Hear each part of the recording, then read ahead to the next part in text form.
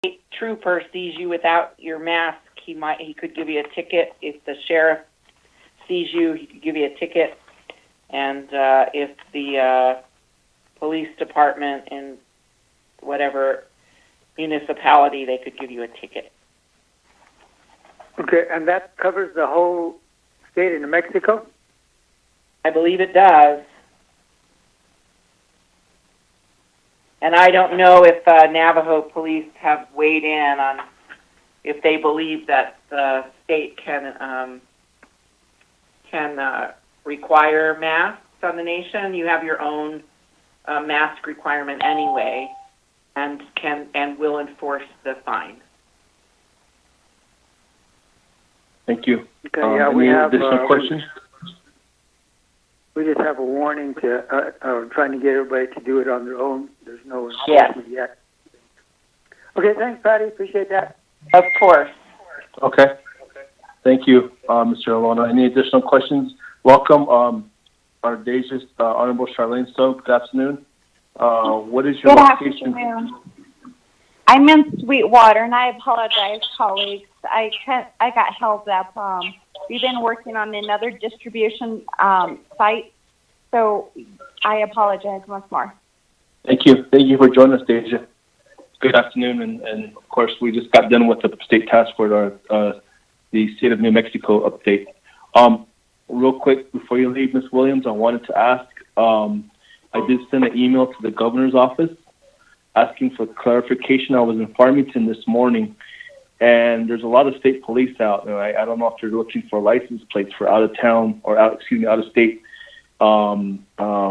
individuals, but it's a concern for us because we have a lot of Navajo people that go to Farmington or Gallup from Arizona, or in this case into Farmington from Utah.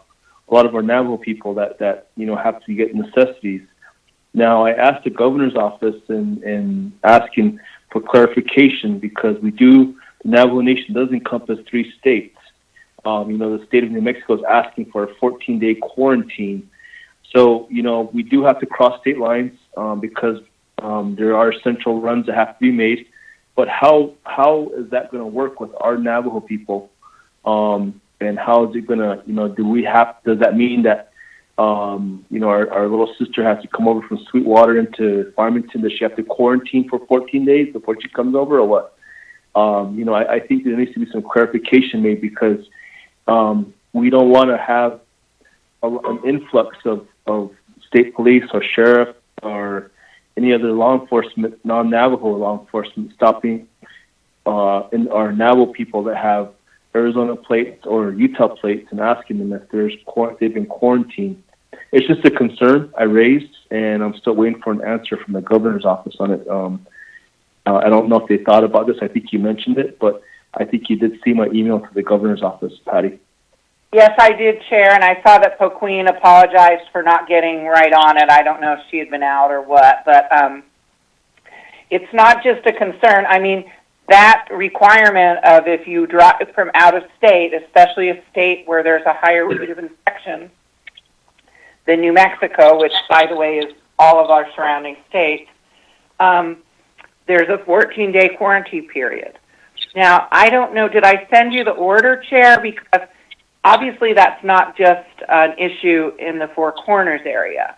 A lot of people who live in Las Cruces work in Texas. They drive the 20 minutes to go to El Paso. So that is a question. And I think that if you can say you're an essential worker or moving from state to state for essential functions like getting food or water, that the quarantine requirement is not in place. That's my reading of the order. Obviously, we haven't gotten guidance from the state yet, but it is a concern. But people with out-of-state driver's license, I think that there's a blitz, are going to be stopped and asked why they're in New Mexico, and if it's for work or for, a shopping run. I don't know what the response is going to be, but that's a concern right there, and I don't want our Navajo people to be I don't want to say targeted, but I don't want our Navajo people to be, given or blitzed or it will be a blitz of vehicles with out-of-state licenses, and I don't think it will matter if they're driven by Navajos or non-Navajos. If your license is not a New Mexico license plate, I think you can expect to be stopped if you're in a border highway area. Okay, that's a concern. That's a huge concern then. I don't know that they can make a determination before they stop a car from Arizona on whether the driver's Navajo or not. Yeah. Well, I hope we get some information from Queen and the governor's office. Follow up with Queen. Please, if you can.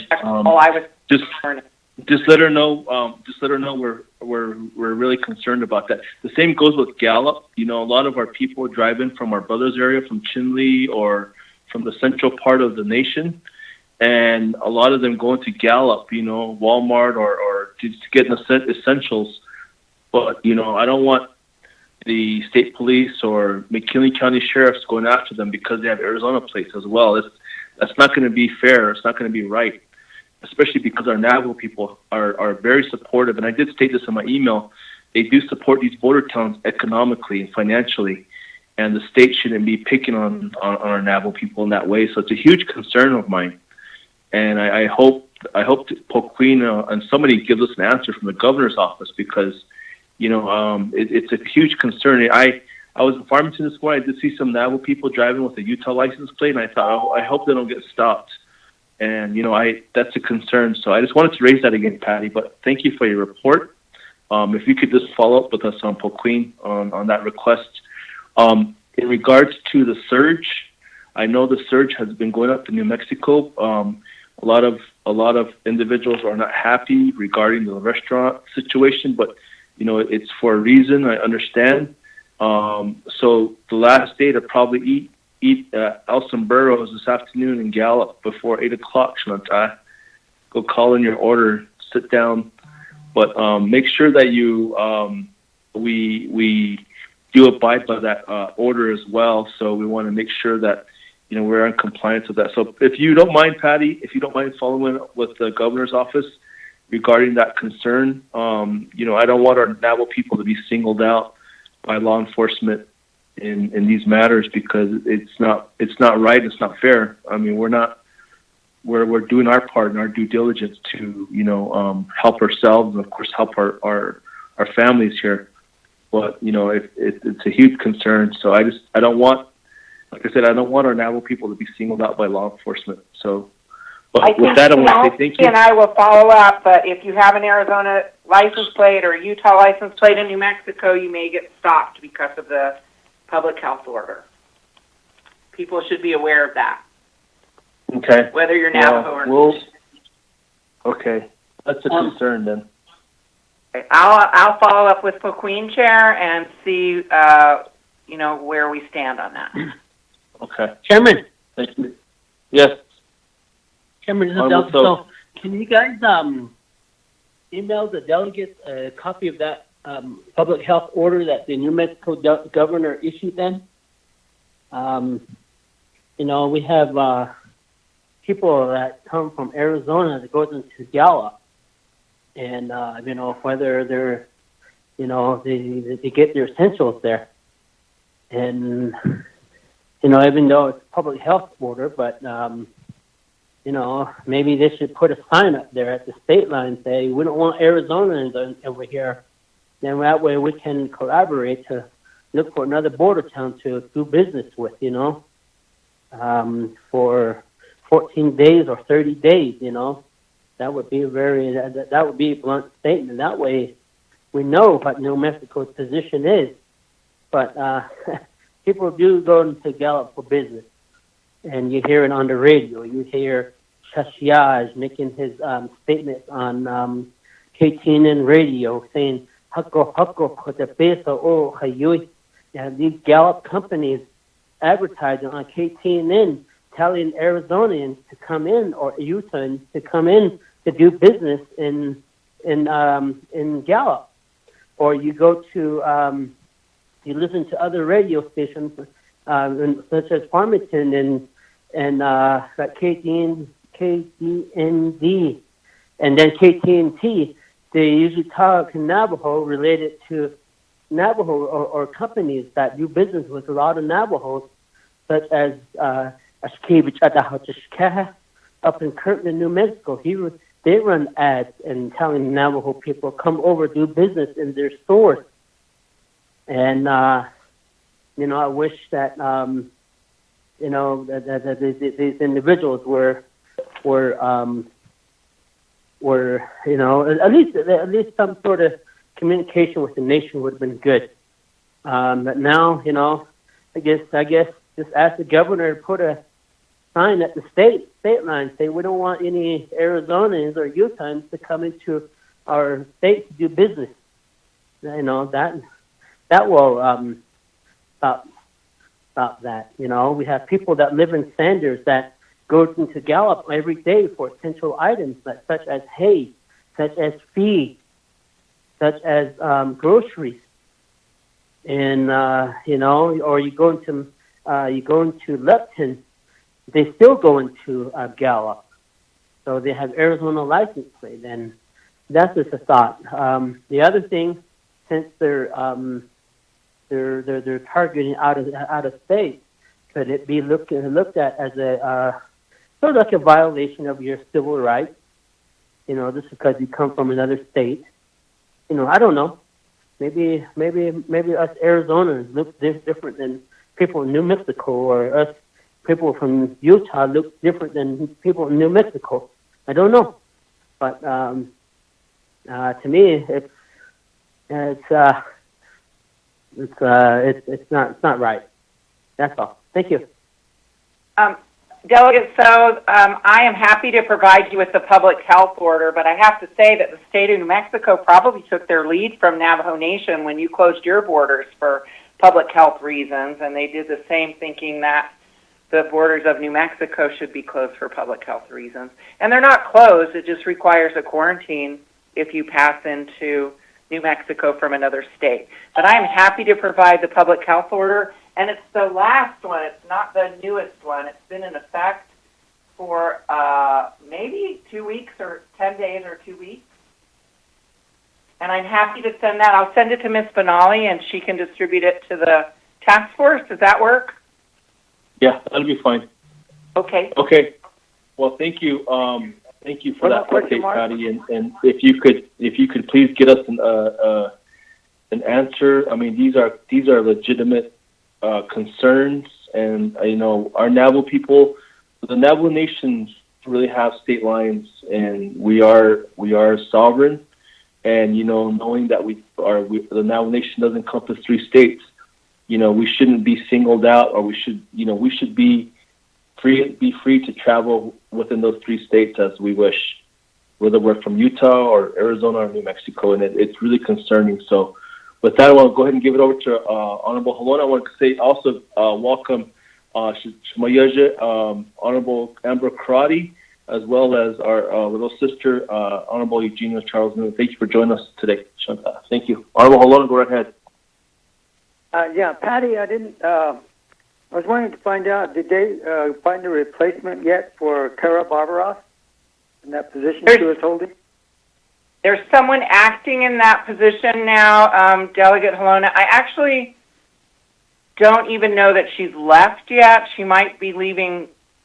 It's right this week, and I know that they have a job search for someone who will be in charge of Indian education at state level. Okay. But I don't know. I haven't heard that they've got somebody yet. Okay, thank you. And we will miss her. She was a good... Yeah, I know. We're just now getting to know each other, too, and she gave us a lot of information. All right, thank you. Have a good day, Patty. Of course. Thank you, All everyone. Right. Any other additional comments or questions for Ms. Williams before she leaves? Shanta? Okay. Ms. Williams, I know you sent us a report. I'm going to be reporting to the full body of the Navigated Committee. If there's any changes from your last report, if you could just send that to Ms. Benally. Happy to do that. Thank you, ma'am. Definitely appreciate that. I guess a lot has happened, especially as of yesterday. So maybe those just to modify that or update that report. That way we can share it with the full body when I present it to the full body. I want to say thank you, Patty. Can I get you over the weekend, Chair? What's that? Can I get you the updated report over the weekend Yeah, by that's Monday? fine. That's fine. That's Okay. fine. That's fine. Thank you very much, Patty. Thanks, With that, we're going to go everybody. ahead and thank you for very much, Patty, and move on to our on the agenda, item A. We're actually under item B right now. An update on Navajo voting availability and access to Navajo Nation and state elections, presented by Catherine Bolzowski and Rodriguez Morris. Ms. Bolzowski? Thank you, Chair. I don't know. I know Mr. Morris, he texted me saying he was trying to join, but he kept getting kicked off. I don't know if he's currently on the line. But if not, I can just move forward and kind of speak for both of us. I did talk with him this morning, so we did touch base on the work his office has been doing in regards to the state and federal elections.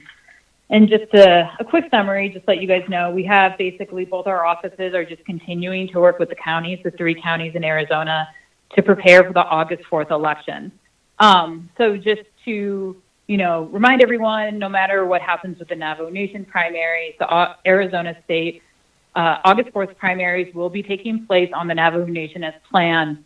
The timeline that we're looking at is July 30th will be when the counties are going to start delivering their election equipment to the locations. They'll be having their pre-election meeting on the 3rd, and the actual election will take place on the 4th. And then on August 5th, they will pick up all their election equipment from the different polling locations. I have worked with the counties this week to make sure that they have adequate essential worker documentation for all their poll workers.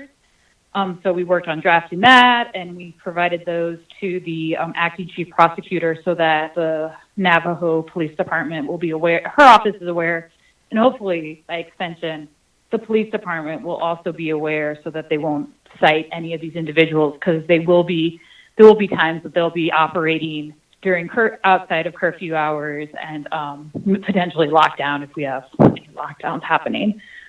So that took place. And then also so we continue to work with the counties to try to firm up all the polling locations. I'll give you guys some updates. Navajo County is good to go.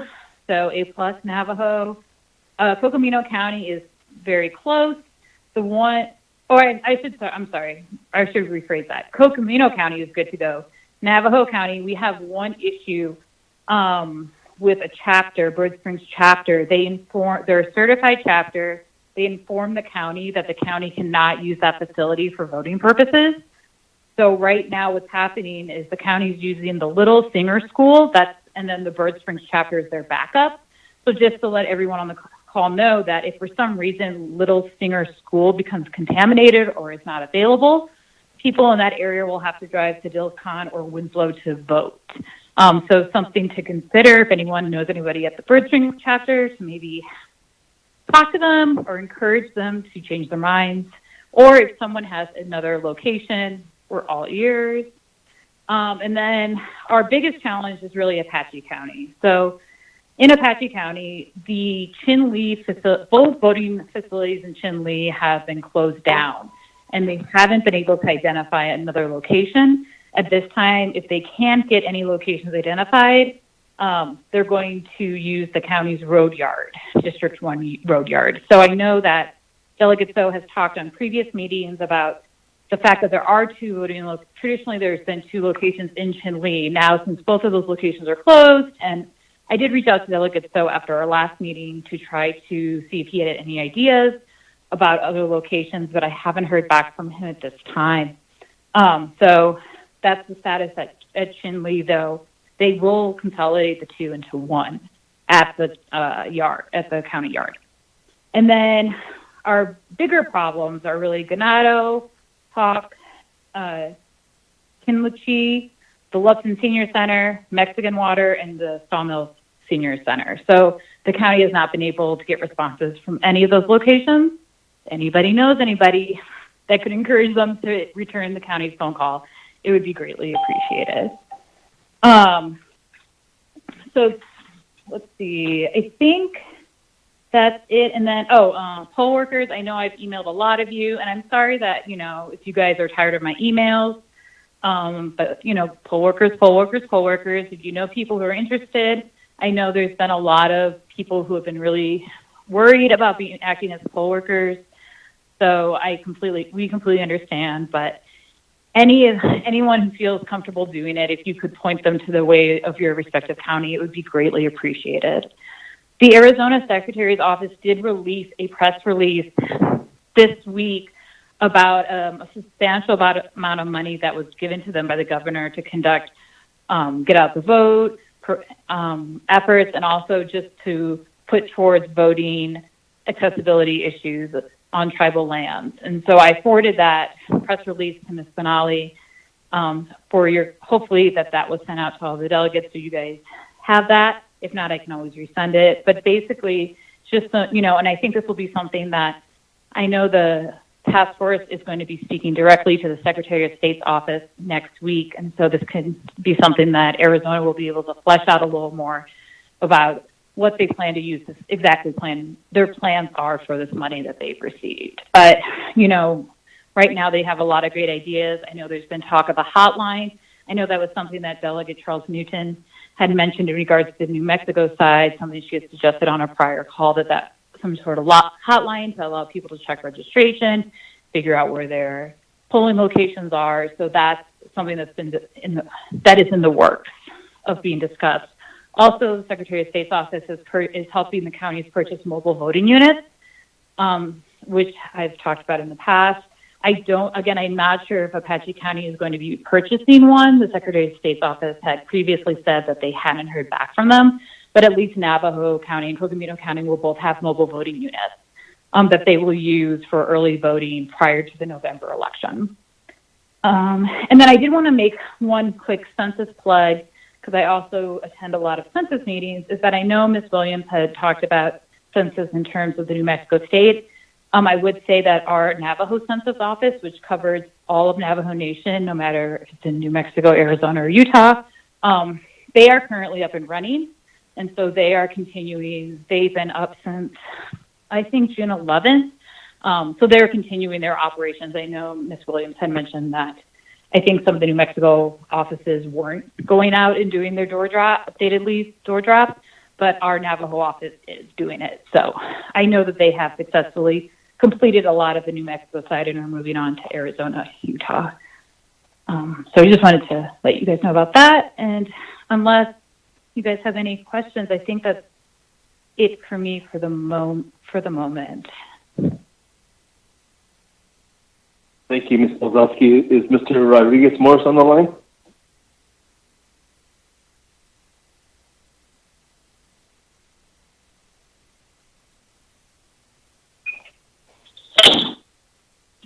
Mr. Morris? Okay, we're going to go ahead and move on then. Any comments, questions, Shanta?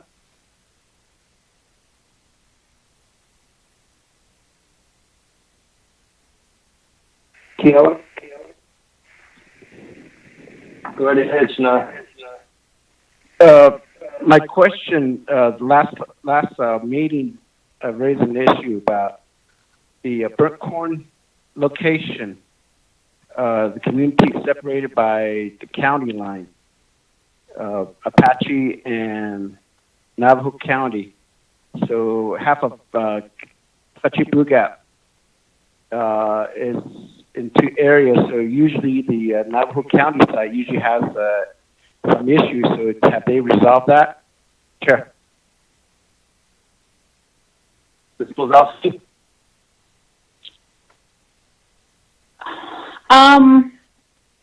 I will say I will have to follow up with Navajo County. I know that the county split has been an issue Delegate Begay has raised on numerous calls.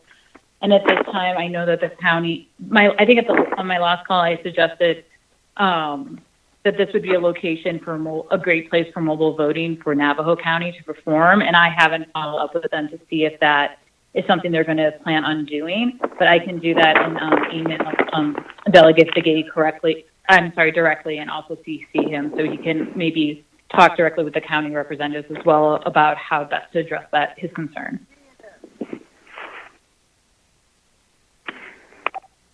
Thank you. Thank you.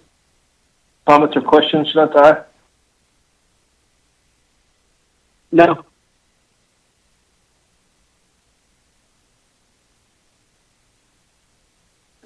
I know we do have Mr. Donovan Carr on the line as well.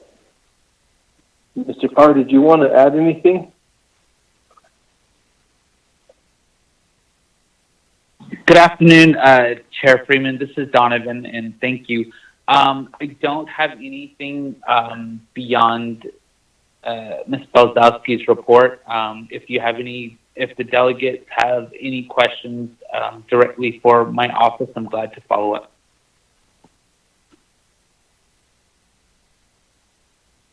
Okay, thank you, Mr. Hernandez. Any comments or questions? I don't know Mr. Rodriguez Morris is on the line yet. Mr. Morris, are you on the line?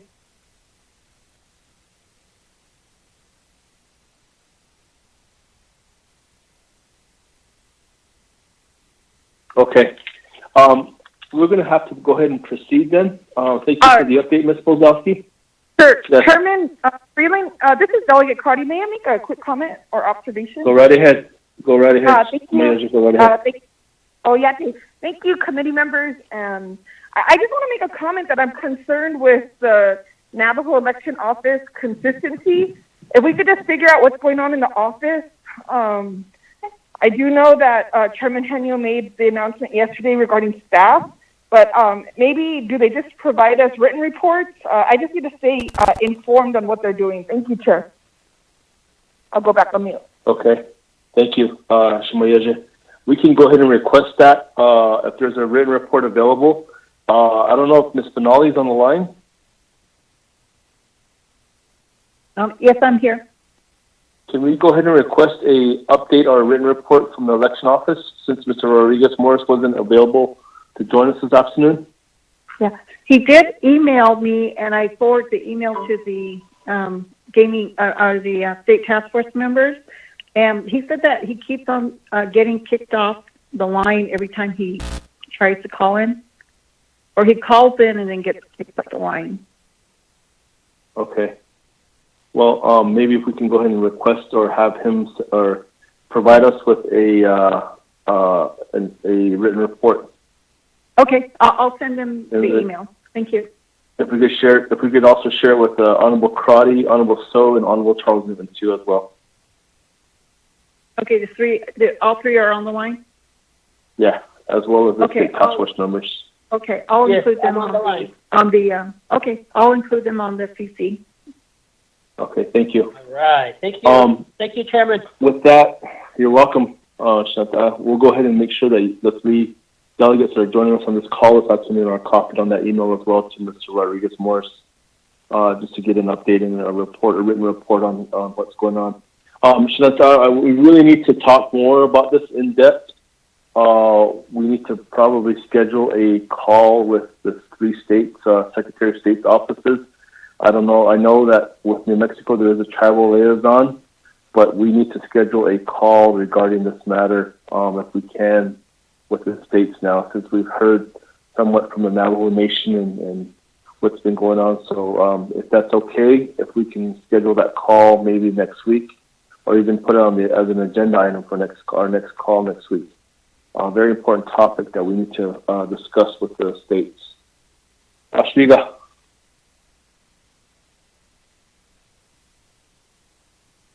Oh, that's cool, Mark. That works. Okay. Thank you. It's not cool. It's hot, right? Not in my house. Just a little dry humor there. I'm sorry, but Eddie, thank you very much. Thank you, Ms. Belzowski, and thank you for the update. We'll want to make sure that you're included on that phone call too, or maybe the next call when we schedule it. Okay, as far as getting updates from the states. Our next. All right. Thank you very much, Chair. Our next step. All right. Thank you. All right. Moving on down the agenda, we want to go ahead and move on down to our next item. Let me see. Where's my agenda at? We did receive item A, item B. Item C, coordinating voting accessibility between the state of New Mexico, Secretary of State Office of the County Clerks. We did have an update from somewhat of an update from Mr. Carr, so we're going to maybe have to, I don't know if we're going to have to defer that report on item B on the agenda to next Friday. If that's okay, we'll need to have Ms. Benally to request the states and the county to get on this call next week. If that's okay, if we can go ahead and get a motion to defer that. Chantal? Chair, I will go ahead and make that motion. Okay, thank you, Stasia. Thank you for that. In a second? Alona, second. All right, Mr. Alona, thank you for seconding that. With that, we'll go ahead and ask Ms. Benally, can you go ahead and call for the vote just to defer that, please? Yes, Mr. Chair. Okay, you have the vote. Honorable Vice Chair Paul Begay? How do you vote? Green. Thank you. Honorable Vice Chair Paul Begay votes green. Honorable Key Allen Begay Jr.? Green. Honorable Key Allen Begay Jr. votes green. Honorable Pernell Holona? Alona votes green. Honorable Pernell Holona votes green. Honorable Herman Daniels? Green. Honorable Herman Daniels votes green. Honorable Charlene So? Green. Honorable Charlene So votes green. Mr. Chair, you have 5 members voting green and the chair not voting. Okay, thank you. Ms. Benally, with 5 in favor, 0 opposed, and the chair not voting, the motion is passed to defer the report to next Friday. And we'll go ahead and, Ms. Benally, if we can go ahead and get a communication out to the states, state secretary offices, Secretary of State offices and county clerks as well. So if you need some assistance, I can go ahead and maybe help you with that too, okay? But we'll go ahead and Mr. Carr, if you can join us next Friday at this time. Gladly, Chair. Thank you. All right, moving on down the items on the agenda. Actually, under item D, updates from state information regarding COVID-19 pandemic status of plans of partial opening, full reopening, the state relevant to Navajo Nation, but not limited to plans to address in-surge. We did have the state of New Mexico report. So the next one on the agenda is the state of Utah. Mr. Toledo? Mr. James Toledo? My constituent from Naizi chapter. Yes. Good afternoon, sir. Thank you for joining us. Is Mr. Jensen on the line, or is this just going to be your report? So I will be reporting on Mr. Jensen's behalf. He's out of the office this week, Okay. and so he asked me just to sit in on his behalf and give out a report. Okay. So I will. Is Mr. Echohawk? I'm sorry. Is Mr. Echohawk on the line? No. Okay. All right, Mr. Toledo, the floor is yours, sir. Go right ahead. Okay. So there's not much. Justin didn't provide me with this. There wasn't really much to report out on, and so he just wanted to again thank the task force for these weekly meetings, and the governor is committed to strengthening relationships with Navajo Nation, and so he, Dustin does keep the governor and Mr. Echohawk and other state leaders updated on the discussions. And so again, he appreciates that and just wanted to thank you guys for these weekly calls. And with that, Melissa Zito unfortunately has another commitment, so she will not be able to report out. However, she did mention that she will provide Chair Friedland a written report. So I believe she will get that out sometime this weekend, but she will provide you with a written report for the Department of Health. And with that, I also received a request from Principal Schaefer with White Horse High School in Montezuma Creek, and she was asking some time on the agenda. So in lieu of Department of Health, would it be okay to have her provide a brief update regarding the high school? I guess there was some information she wanted to share, and then also wanted to provide, I guess, some remarks on some goals regarding internet infrastructure with Navajo Nation. So is that appropriate?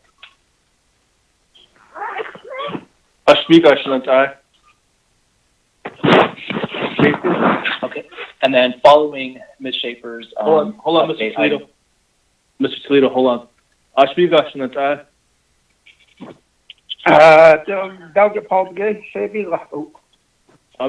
Okay. We'll go ahead and have Ms. Schaefer go ahead and present then. In lieu of the Utah report, or excuse me, Department of Health report. Great, thank you so much for that. Yes, and then following Ms. Schaefer's report, Anna Boynton with the Utah Division of Emergency Management will provide her report as well. Okay, thank you. All right, Ms. Schaefer. Thank you, Mr. Chair. Good afternoon to everyone, and Delegate So, I appreciate you helping me to access this group of people. Yeah. Kim Schaefer, Unisha, Beispitai, Dina, A. Nisla, Delegana, A. Basitin, C. Slati, A. Shite, Belegana, A. Shinala, Montezuma Creek, Dana Shaw, Whitehorse High School principal. Well, yeah, I've been living in this area and working in this school, Whitehorse High School, for 22 years. I'm a nationally board certified teacher and the 2007 Utah Teacher of the Year. I believe our scholars should have the same access to quality learning experiences, no matter that they live in Montezuma Creek. And right now, the access to quality learning experiences depends on reliable internet access. And it's probably the same throughout the Navajo Nation. Our school is located in Montezuma Creek, and we have 253 scholars in grades 7 through 12. 61% of them are English language learners. 100% are on free lunch. And this is a typical Navajo Nation area in that our people live in dispersed areas. There's not groups of people living in one place generally. In the spring of 2020, we were able to give every scholar a Chromebook, and we deployed hotspots to 76% of our families. Hotspots that we provided would connect to the cell phone towers in our area, which is Verizon and AT&T. When we first started, about 28% of our scholars were able to complete online work through Canvas. And on May 11th, we were up to 43%, but that's not even half. And the items that we were putting onto Canvas were not, they were not heavy data loads. So we couldn't put up any videos. It was basically just links to PDFs and Word documents. In order to do quality online instruction and learning, we've got to have reliable internet, and people have to have enough data to do some live streaming, Google Meets or Zoom, something like that, so that the teacher can actually instruct. In fourth quarter, just to go back a little bit and provide you context for our response, because I do feel like our school did a good job. We arranged for buses to deliver breakfast and lunch to all of our scholars, and that was about 2,500 meals every week. we supplemented those meals with food bank packs that were assembled by our teachers and staff. There was an area group called Bluff Mutual Aid, and we helped them to put their supply packs onto our buses so that they could reach families. And at first, we tried to integrate all of the subjects by grade level. And then all of our teachers called scholars for each subject area. But parents told us that that was too many calls. And parents also indicated that it was very challenging for them to support multiple scholars in multiple grades working on a diverse range of subjects, projects, and assignments. So before March ended, we switched to do a school-wide learning situation. There was also, at the end of March, some debate about how long we could continue accepting paper and equipment back from homes, and then in April that came true and we couldn't take items back from the homes. And so we, starting in April, did something called integrated curriculum. Those of you who are in education will know that that's when you try to anchor the learning around a book or a theme. And so we connected to all kinds of subject areas. We had heard President Nez talk about the fact that the spring is growing season and there's all kinds of teachings around growing season. And so we thought that we could have our students connect to some traditional teachings around the growing season, observe birds and plants in our area, maybe even learn the plant names in English and Navajo, how the plants could be used medicinally or as a food source. And it might be possible that you could get a copy of my slides through Delegate so that you can see all the different connections we made. We were able to do a range of learning experiences. Some of the tasks were simple, some of them were medium, and some of them were quite rigorous. And there's samples of those questions and the curriculum in those slides.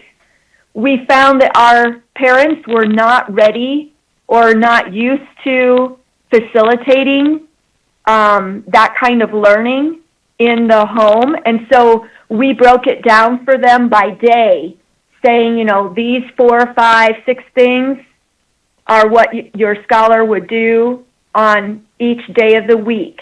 And then at the end of the week, our scholars completed a weekly reporting sheet. We color-coded those, and we had a variety of ways that those could be submitted. They could be online, totally through Canvas, and using a Google form. People could work hard copy, and then if they just had a little bit of internet, they could submit the weekly reporting sheet through Google Forms. Some people did it all the way hard copy, and they were able to submit their reporting sheet like in an email scan or a texted photograph. And then in some cases, we took the scholar's response to the reporting sheet questions over the phone.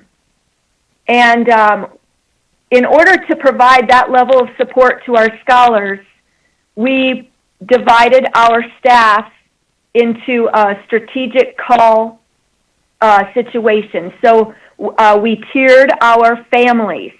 And those families that were at the highest risk level, maybe we knew that there was domestic violence or some amount of dysfunction, we would put those families into a highest risk category, and we had our school social worker connect with those families 2 or 3 times a week, and when necessary, connect those families to San Juan Counseling or Utah Navajo Health System.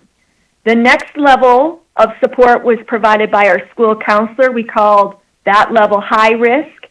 And then if there were still remaining at-risk scholars, we have two administrators here, so myself and the assistant principal would call. And then all the other scholars and their families were contacted first by teachers. Sometimes we were not able to connect to families, our teachers on the phone, and so then we started using our para-educators and our front office staff so that we could connect with all of the families. Also, I did a weekly Facebook live stream for parents so that I could kind of walk them through the learning materials and assignments that their scholars would be working through in the week. And then I took that Facebook live stream, I made a recording, and I downloaded it and then uploaded it to YouTube so that scholars who had internet access could get the same explicit instruction. Scholar responses were quite good. Once you see the slides, you'll be able to read some of the scholar responses.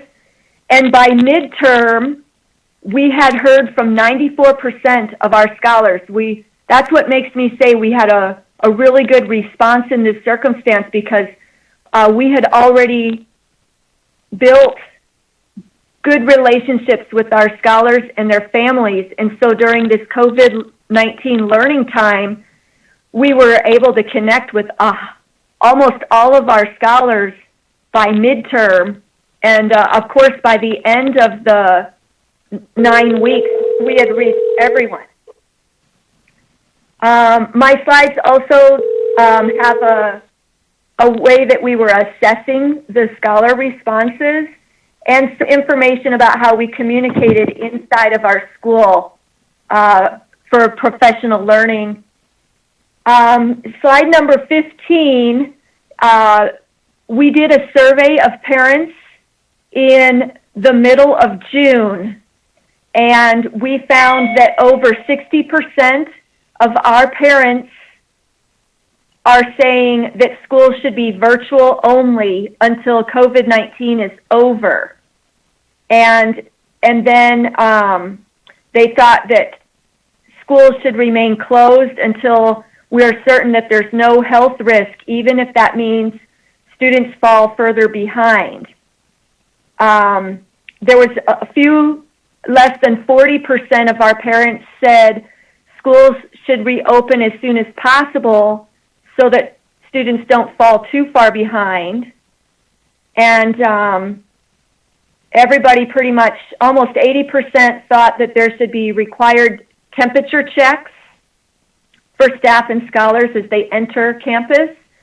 And about 75% support us requiring scholars and staff members to wear face masks. In Utah yesterday, the governor actually mandated that masks be worn at school.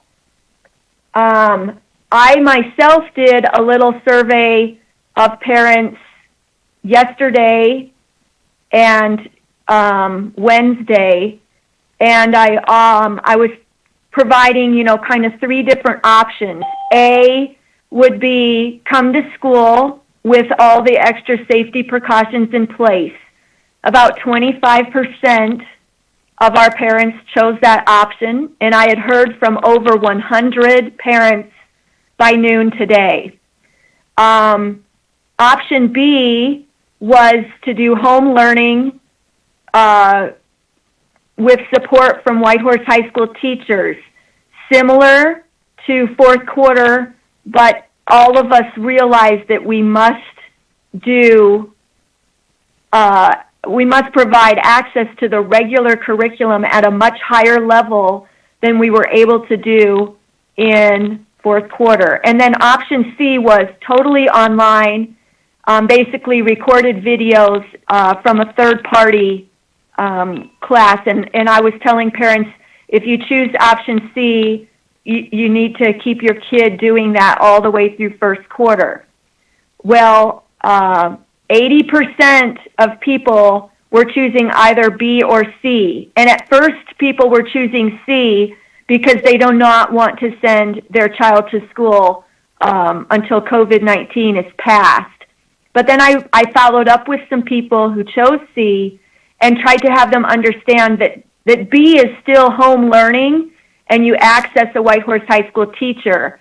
So then some people were moving to B because they realized that the support our school provides is going to be much better than any pre-recorded online situation. My parents are very concerned about their little or no internet access in the home, and we are seeking all kinds of information, assistance, whatever we can, to see if we can change that and change it rapidly. And so I did some checking. The hotspots, we already have hotspots in our homes. I spent almost $42,000 getting that to happen. I'm probably going to need another $5,800 for the new scholars who enroll here, and another $40,000 for additional data to take us through 8 more months of school. I've also looked at some hotspots that are a little bit more powerful that could be placed on buses. And to get 4 or 5 of those would be about somewhere between $4,000 and $5,000. Those are not ideal. What I've explained to people is that was barely a Band-Aid. There's not enough cell coverage in our area. I tried to talk to Verizon. Verizon says there's coverage all over here. They shared with me a map, and it's all red saying that Verizon covers our area. But I'm telling this committee that those maps are not true. And if there was something like Verizon, I know in emergencies, like a fire situation, they're able to bring in a cell tower on wheels. Sometimes they're called a cow. You probably already know about this. But maybe something like that could be something that some agency could help us with. I'm kind of getting internet access is a little bit beyond the scope of my role as a principal, but I'm doing my best to advocate for our scholars because it's really hard to provide access to the regular curriculum and support to our learners when we do not have them physically. And the next line is to do something like Zoom or Google Meet so that we can talk with them and show our screen. And we don't have internet capability to do that in the field right now, not here. And so I'm doing everything I can to get that. Bus hotspots might be an answer. I talked to Choice Wireless, and they have a plan. It's about $45 per month for a 6 megabit download, 2 megabit upload for home internet. I don't know if there's a way to subsidize that. That would be about $37,000 for our families to have home internet from August to December. Choice Wireless said that they would not be able to bring that to all of our homes due to the terrain.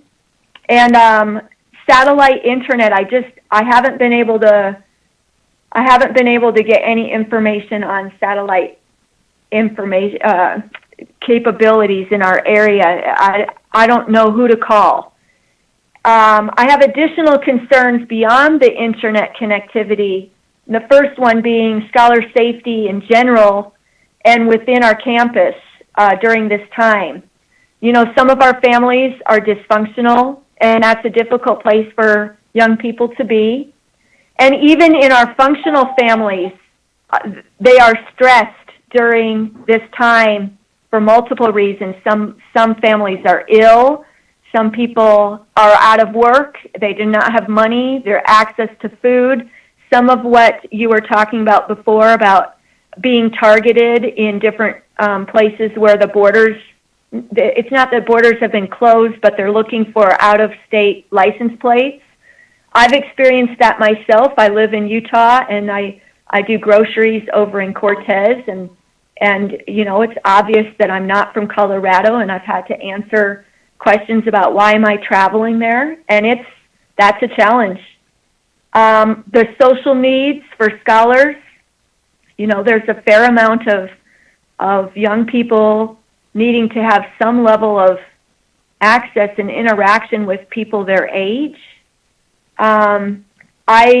I have the same level of staffing now that I had before COVID-19, and yet we're being asked to do so much more. Once scholars are able to return to our campus, I anticipate that there will be great social and emotional needs, and they will probably further delay delivery of the regular curriculum. I'm concerned about our staff safety, and I'm not sure what kind of access we're going to have to masks and hand sanitizer, and I just wanted to register with you these concerns, and I really appreciate your time in listening, and you would allow me to bring forward this information. And it's not necessarily about money. It's about resources that you might be able to tap into, or networks of people. I'm willing to make presentations, phone calls. At this point, I feel like I would do anything I could to get increased internet infrastructure for my scholars so that they could do school online from home in a quality manner. I'm confident that my teachers could deliver the curriculum that way. I just need assistance to make increased internet happen. And again, Keha, for listening. And if you have questions, I'm happy to answer them or do my best to answer them. Thank you, Ms. Schaefer. Appreciate that. Any comments or questions, Shantai? Chair, I had a question. Go right ahead, Honorable Hope. Yes, ma'am. So on all your students, is that only the high school students or grade school students? What are you working with there? And how many students are you working with total? Is that just for your one school, or do you have another grade school level, high school level? At our school, we have grades 7 through 12. It's about 253 scholars. The elementary school in Montezuma Creek is about 200. Anna's Community School is 10 miles east of here, and they're probably 100. It's a BIE school, so I'm not for sure about that. Whitehorse High School is part of San Juan School District. There's an elementary school in Bluff that pulls off of the Navajo Nation. I'm not sure of their enrollment. And then Monument Valley is a 7 through 12 school, about 150. And then right next door, Tsubindiskai is an elementary school. And Navajo Mountain has a 9 through 12, about 40 people. So I'm advocating on the behalf of Montezuma Creek, which is about 453 scholars. But I know that these needs that I'm advocating for are not unique to our space. They're all across the Utah Strip, Otto, across the Navajo Nation. Thank you, Ms. Schaefer. Appreciate that. Any other comments or questions, Shantai? Shana, this is Delegate So. Go right ahead. Honorable So. Thank you. Okay, thank you. I don't think it's my colleagues for allowing Ms. Schaefer to do a presentation. I know that I was on the call late, but we attempted to get on the state task force meeting. We assumed that there was one last week.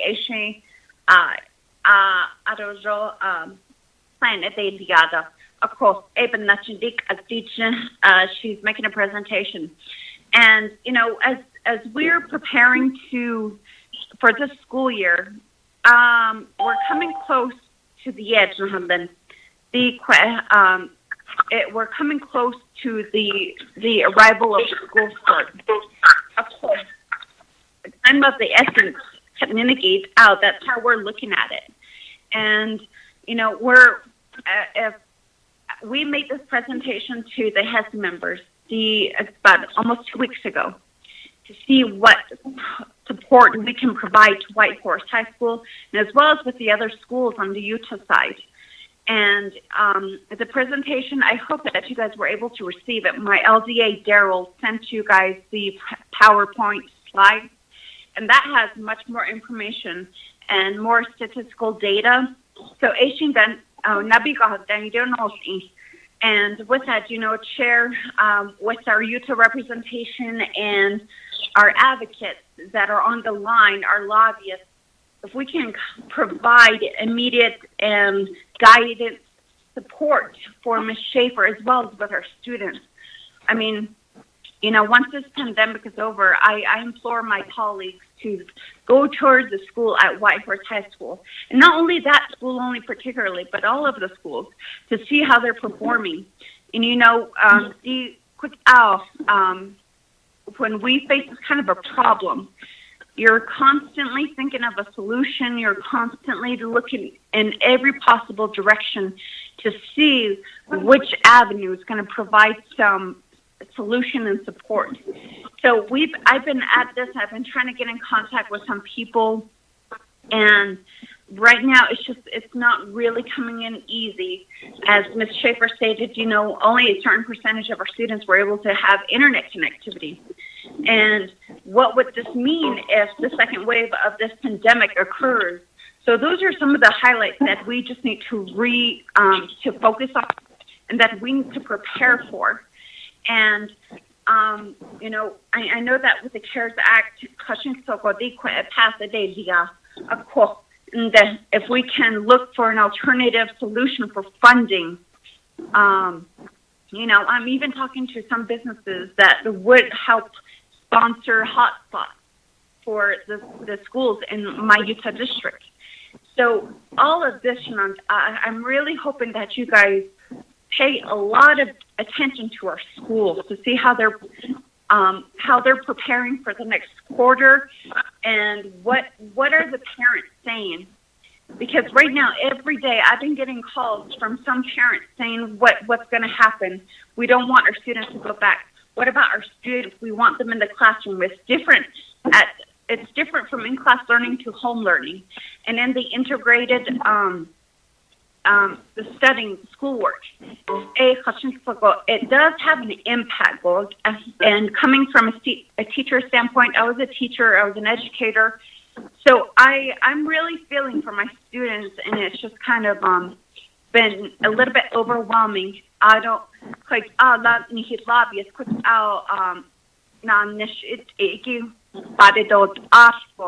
how are they going to be able to help us in that way? My colleagues. Thank you, Deja, Honorable So, and we appreciate that, your comments and your advocacy as well. And, Honorable Daniels, are you in the line, Shana? But, Mr. Chairman, I have a question for you. Go right ahead, Mr. Begay. Thank you, Mr. Chairman. Can I ask Ms. Schaefer, is her school a public school, or is it a BIE or a travel grant school? Whitehorse High School is a public school. Okay. Mr. Chairman, if I can maybe offer some suggestions, if that's okay. Go right ahead. Thank you, Mr. Chairman. Ms. Schaefer, I'll send you some information regarding some possible solutions or resources for you. Off the top of my head, one of the solutions is AT&T, as a part of their partnership and contract with FirstNet, has developed an educational plan, educational support program specifically for schools. They're offering hotspot devices that come with monthly unlimited data support for a reduced cost. They've offered this to state, local governments, and tribes as a program that is actually reimbursable through CARES Act funding. I know that Keon Begay is familiar with the program. But this may be a solution for your school to look into, perhaps the public school district or the state may consider covering some of the costs on behalf of your school. Additionally, the U.S. Department of Education this past week, the last 2 weeks, they've also announced a series of programs and grants to help facilitate schools in the upcoming academic year for support regarding online curriculum, broadband, and Wi-Fi hotspot technical solutions. And so there's funding available on a national level through the U.S. Department of Education that I can forward to you as well. I'm not as familiar with the state of Utah as I am with the state of Arizona. There's a number of solutions that the state of Arizona is offering, but if you could provide, or Delegate Charlene So can send me your contact information, I can forward that information over to you. That sounds great. Thank you very much. Thank you, Ms. Schaefer, and for the Honorable Carl Begay. Thank you. If somebody's making a phone call, if you could please remind yourselves to place your phones on mute as well. I would appreciate that. Thank you. Any other additional comments or questions from Ms. Schaefer? Chantal? Chair, this is Daniel. Go right ahead, Shana. Thank you, Chair. The state has 4 members, staff. Appreciate the report from White Horse High School, Montezuma Creek. This is Delegate Herman Daniel. I represent Ojeto, Nazas on. In Ojeto, there's Monument Valley High School. In Nazas on, there's Navajo Mountain High School. Chair, maybe at the next meeting or sometime should get a report from the San Juan School District of the superintendent as an overall report from the San Juan School District. School to get Chair. Just want to request that without that, Chair. Thank you. Okay. Shana, thank you for that recommendation.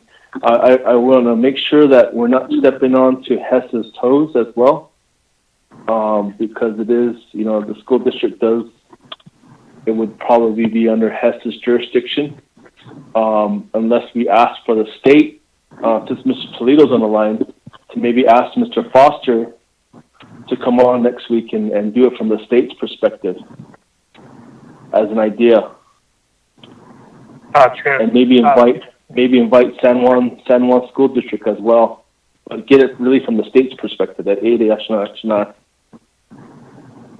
Chair, talking about state, these are under the state,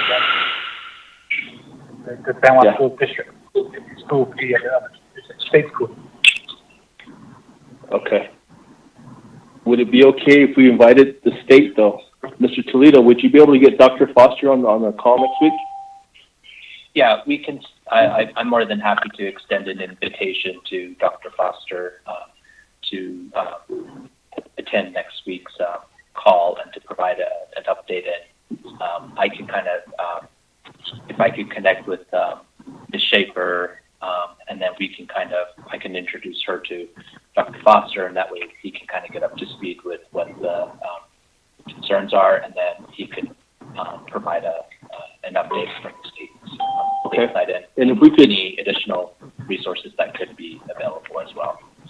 If you could also ask Dr. Foster to include the San Juan School District as well. Okay.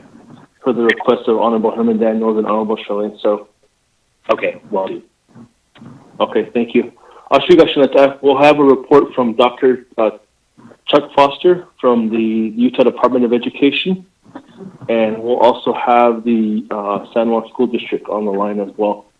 But we'll get it from the state's perspective, or from the state side. The school district directly would be probably under Hess's authority or Hess's jurisdiction. I don't want to overstep their boundaries. Ashbiga, Shanta.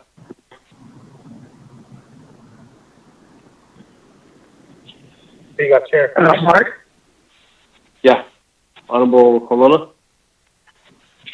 Yeah, that's going to be working fine. I think they did come before Hess and did a presentation. I was there. in the meeting.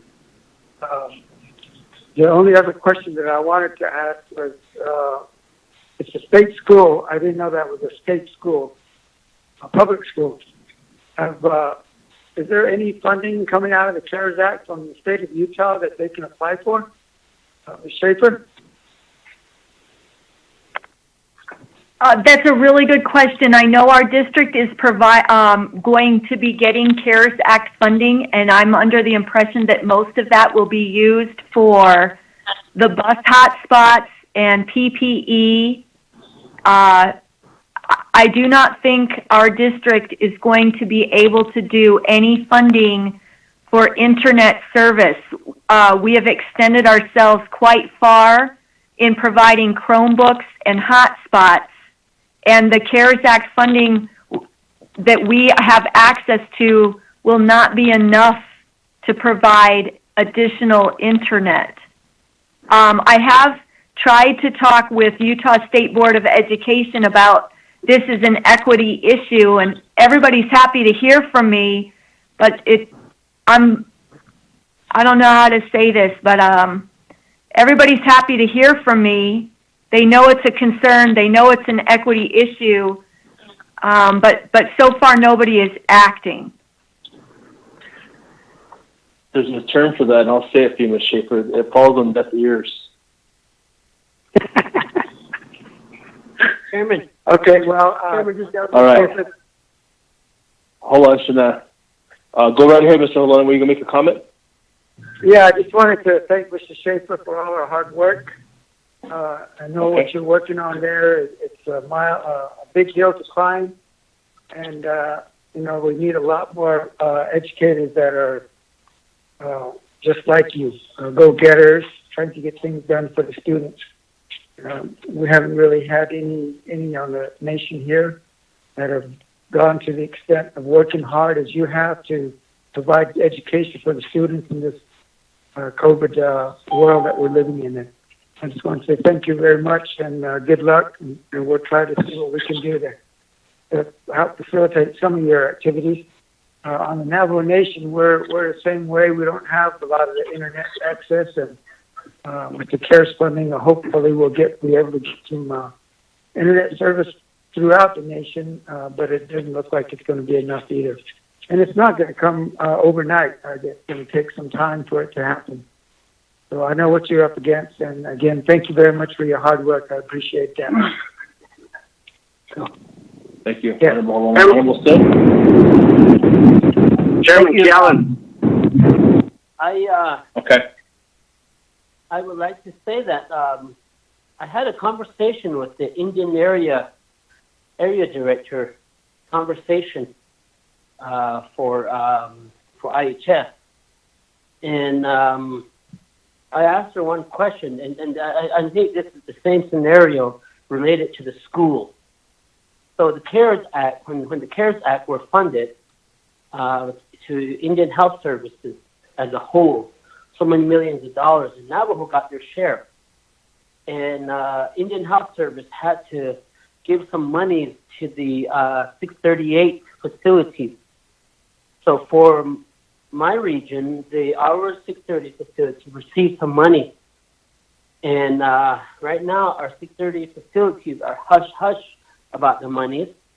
But as a conversation I had with the area director, can those dollars be utilized for IT and internet services for such as broadband or fiber optic to be connected? And she goes, let me see. And I believe the language is vague. I mean, what I'm saying is it's open. And she came back and she said it could be utilized. So that's one area that I'm looking at, our 638 facilities that received the dollars that were given to IHS. So what I'm getting to is that the state, when Congress funded the CARES Act and gave some money to the state, and BIA, the Bureau of Indian Education, received some money. So we have students that are in the public school system. I guess on Arizona side, we call that impact aid. I'm not too sure. I'm not too sure if it's the same for the other states. But our Native American students that goes to those schools, the public school system, where is their dollars? And what I'm getting to is Honorable Charlene Stoshma, is that if the state can identify how much federal CARES Act dollars they receive based off of our Indian children that are going to these public schools, could we utilize some of those dollars for broadband and internet? And I believe that's what I asked Carlisle 2 weeks ago, related to the broadband, because the federal government has infused the states with some fiber optic dollars, with some broadband dollars, but I'm not too sure what the language is. But in Arizona, we have public schools throughout the state of Arizona on Navajo.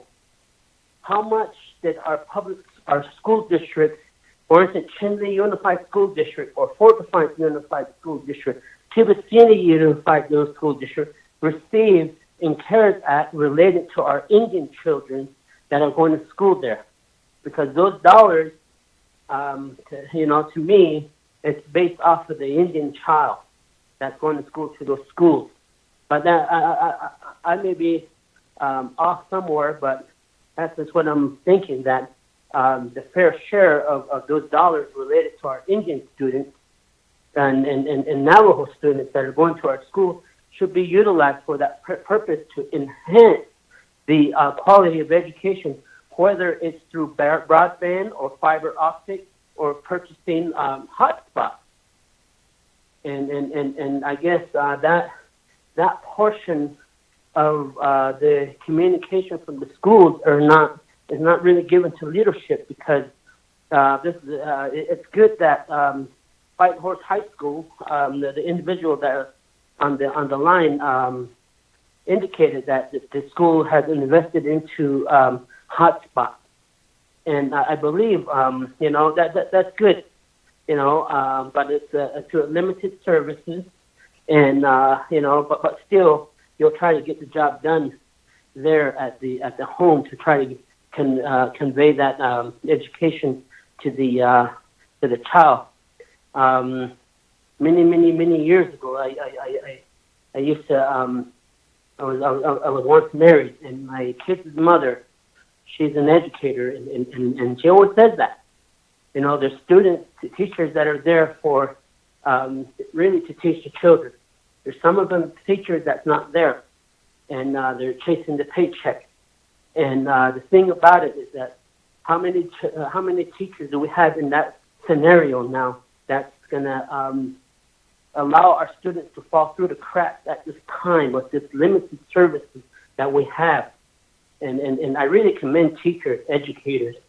I really commend them, because they're in the classroom, and it's just like social workers, they're out in the front line. So that's my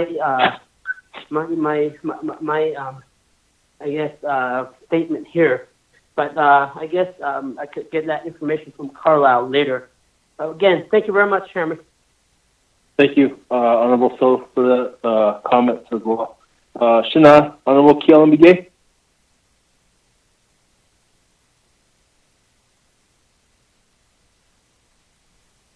Chairman, you hear me, right? Yes, sir. Two areas. Sticking back with the state task force, the issue that we really need to push and help, concentrating on the Utah portion of the Gitik at Ipayet. Okay. You know that the Navajo Nation State Task Force has priorities submitted to each of the states. What I hear from the presenter regarding advocacy for a certain area, I believe telecommunication is one of them. So maybe reiterate to the individuals or group or the government at the state level of what the presenter from the White Horse School, maybe that would reinforce the effort that the Navajo Nation has a priority being supported. And this would be a good opportunity for those state task force members, the Kliniki. I believe that, Chairman, you may need to get input and what we've been talking about from each of the state to the need to revise certain section of the state task force priorities. So right now, through this pandemic, we know that telecommunication is one of the area that we've been addressing, and a certain amount of funding has been appropriated. I'm trying to look through the email. There's certain schools working with our Navajo Nation telecommunication and utility. Maybe that's the next program that we really need to, knock on their door to have them give us if there's any assessment across the Navajo Nation in working with the schools that which area are vulnerable for not having services just to be left behind again. Our Navajo Nation telecommunication, and this is another reason why I've been pushing. Where are the regulatory commissioners? Regulatory office. Then we have the Navajo Nation telecommunication and utilities.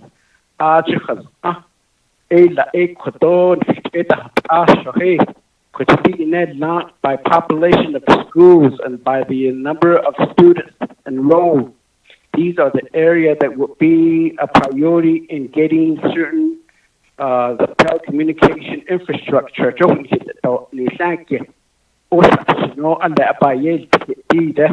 So, Chairman, I believe that we need to get a response from the telecommunication office, the telecommunication and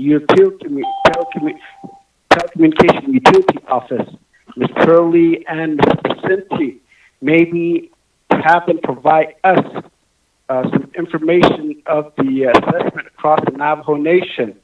So that way, we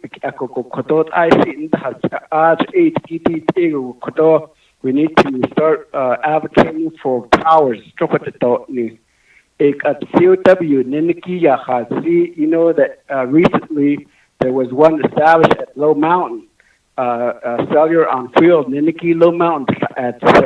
But what we encounter and what the community is encountering right now is that NTUA Choice Wireless doesn't have a certain roaming agreement with certain carriers, and that's another situation. So, we don't need to tell them to switch their services, but it has to come back down to having these cell towers being able to be accessed by the community member, no matter what carriers that they have.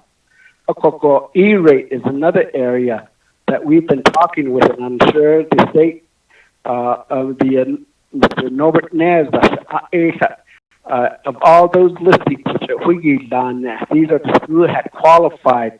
So that's another route that we can probably get all of these information in place to get these infrastructure. Let's have the focus to be disseminated to the state and the Navajo Nation government. Rather than just having a discussion and talking about certain things. Next meeting, that's COW so they don't have a problem over there, because each of these COW, they have a range of about 15 to 20 miles. hata hodia go while the proper permit towers are being installed. In the meantime, why can't we get more COWs that the Navajo Nation pick that up as well? So these are the things that we really need to be talking, if we're talking about immediate, because the summer school is, fall session or summer school is just around the corner. So he should recommend the chairman. So I believe that the Navajo Nation has a big task in really identifying the area that don't have the telecommunication signal, and which company is it that we can step up to say that is it Choice Wireless or Cellular One or AT&T or whoever. See, that's the other thing that the Navajo Nation Council approved emergency legislation, CMA 2080, emergency legislation. Yankee is just sitting there. So there's emergency legislations in place, but yet we're still talking about it. So, Chair, hello.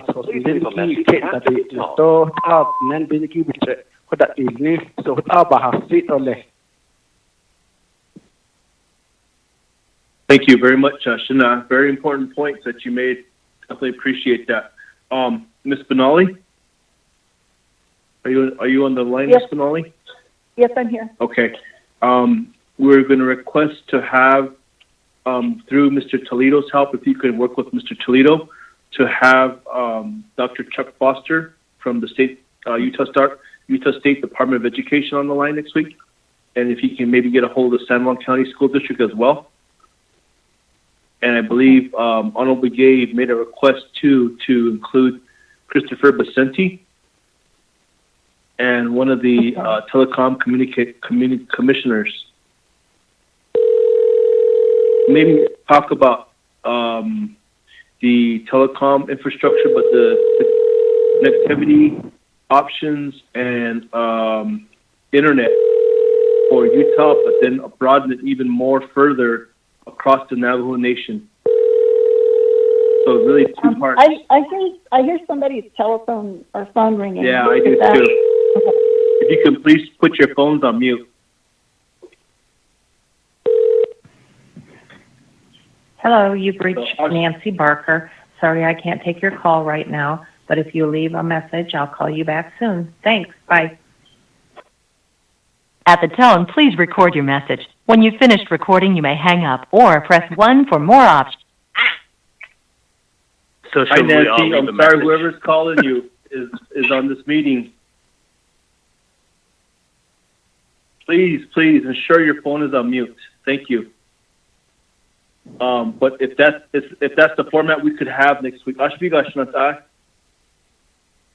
so Mr. Chair, so you want the state Secretary of State offices and the county clerks for next week. In addition to that, you want the Utah, this education issue regarding Utah? Yeah. San Juan County? Okay. All right. I think that'll be a full agenda. And then we'll also have to include the Christopher Basenti. Yes. Okay. Yes. And maybe one of the commissioners. Okay? Thank you. All right. All right, we're going to go ahead and bring that up next week, brother. Thank you for that very important line. Very important recommendation there, so we appreciate that. Any other comments or questions, Shanatai? Comments or questions?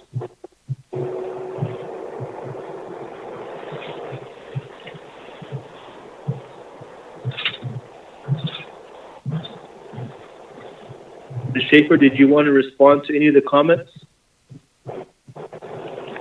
Thank you, Mr. Chair. I took really good notes, and there's lots of ideas there, and it sounds like your task force is going to hear from some more people, and I'd be happy to attend another time in case those folks have questions. But I know Mr. Foster myself, so once Mr. Toledo shares that contact information with him, I'll reach out. And I could also reach back to my superintendent. He knows I'm here today, and if I could just somehow, I'll do my part in getting those folks, aware of our situation, so that they know what I've presented, and hopefully save you all a little bit of time. Okay, thank you. We appreciate that. Any other comments or questions, Shanatai? Okay. Honorable So, Charlene So, Deja, any last comments? At this point, I should head to my colleagues for their guidance and direction, and I did forward Ms. Schaefer's contact info to our lobbyist. So, and we'll be, if we can include this in the next follow-up meeting, so that we can pay direct attention to it. I don't know yet. Thank you. Somebody's making a call again. Honorable Herman Daniels, anything you want to say before we move on? Shana?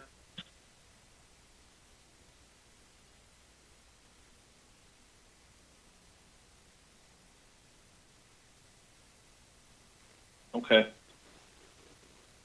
Mr. Toledo? So next, I guess I will pass some time over to Ms. Anna Boynton with the Utah Division of Emergency Management for her report. Okay, Ms. Boyd, go right ahead. The floor is yours. Thank you all. I'll just quickly share an update in regards to my communications with Navajo Nation in regards to emergency management and public safety. I am continuing to participate in the Navajo Nation Humanitarian Support Sync meetings. In those meetings, we have representation from the 3 states, New Mexico, Arizona, and Utah, as well as FEMA Regions 6, 8, and 9, and Navajo Nation Emergency Management. The communications there are very supportive and are recognizing some areas to strengthen communications. And then I'm also supporting coordination currently of sheep mutton donation, just some additional from what was previously provided for the Aneth chapter area. I'm in communications with the Aneth chapter management on that.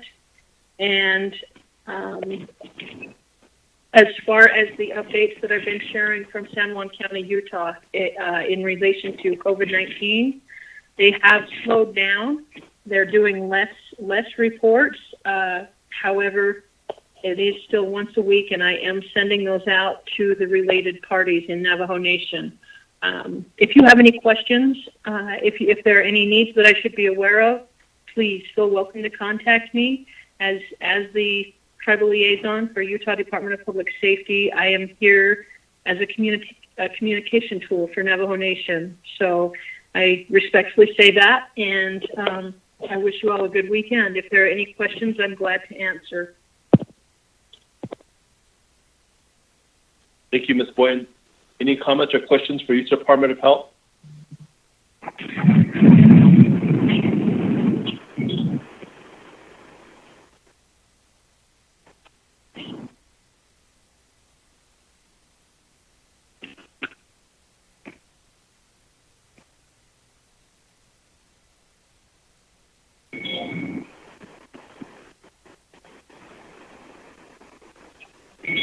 No questions?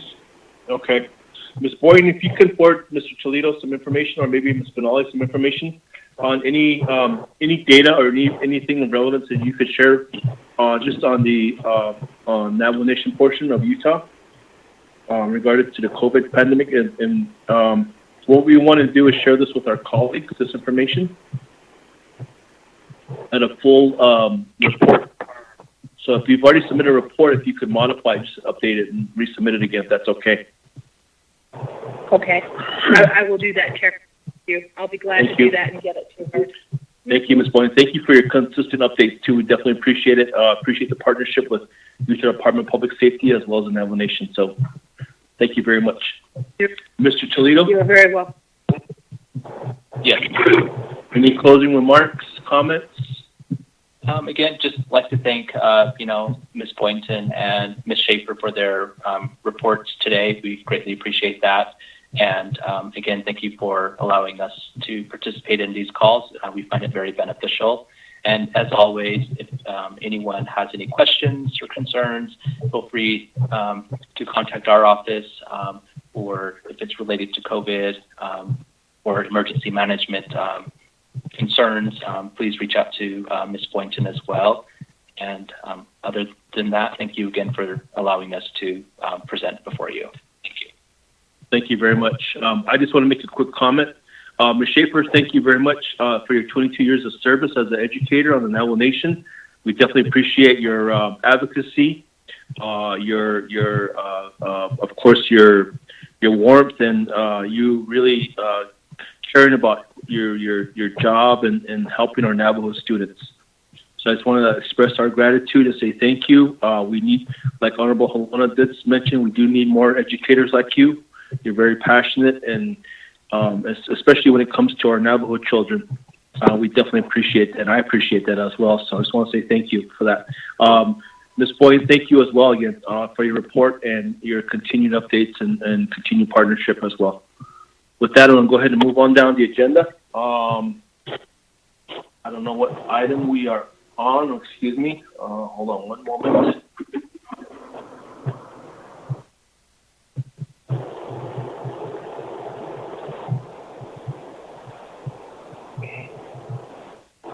We did complete the state reports. State of Arizona, Mr. Bielecki. Mr. Chairman, honorable delegates, staff, good to be with you again. Get right into the meat of this report. I'll start off with information about where COVID is. Arizona is among the hot spots, not just of the nation, but if we were a separate country, Arizona would be a hot spot in the world in terms of growth of the amount of cases that are happening. We're at almost 117,000 cases now have been identified as COVID positive. 7% of those have been Native American. Among those cases, 12% are 65 and older. That group that 12% of the cases has resulted thus far in about 65 or 75% of the deaths. So there's a huge difference between 65 and older and the outcomes for everybody else.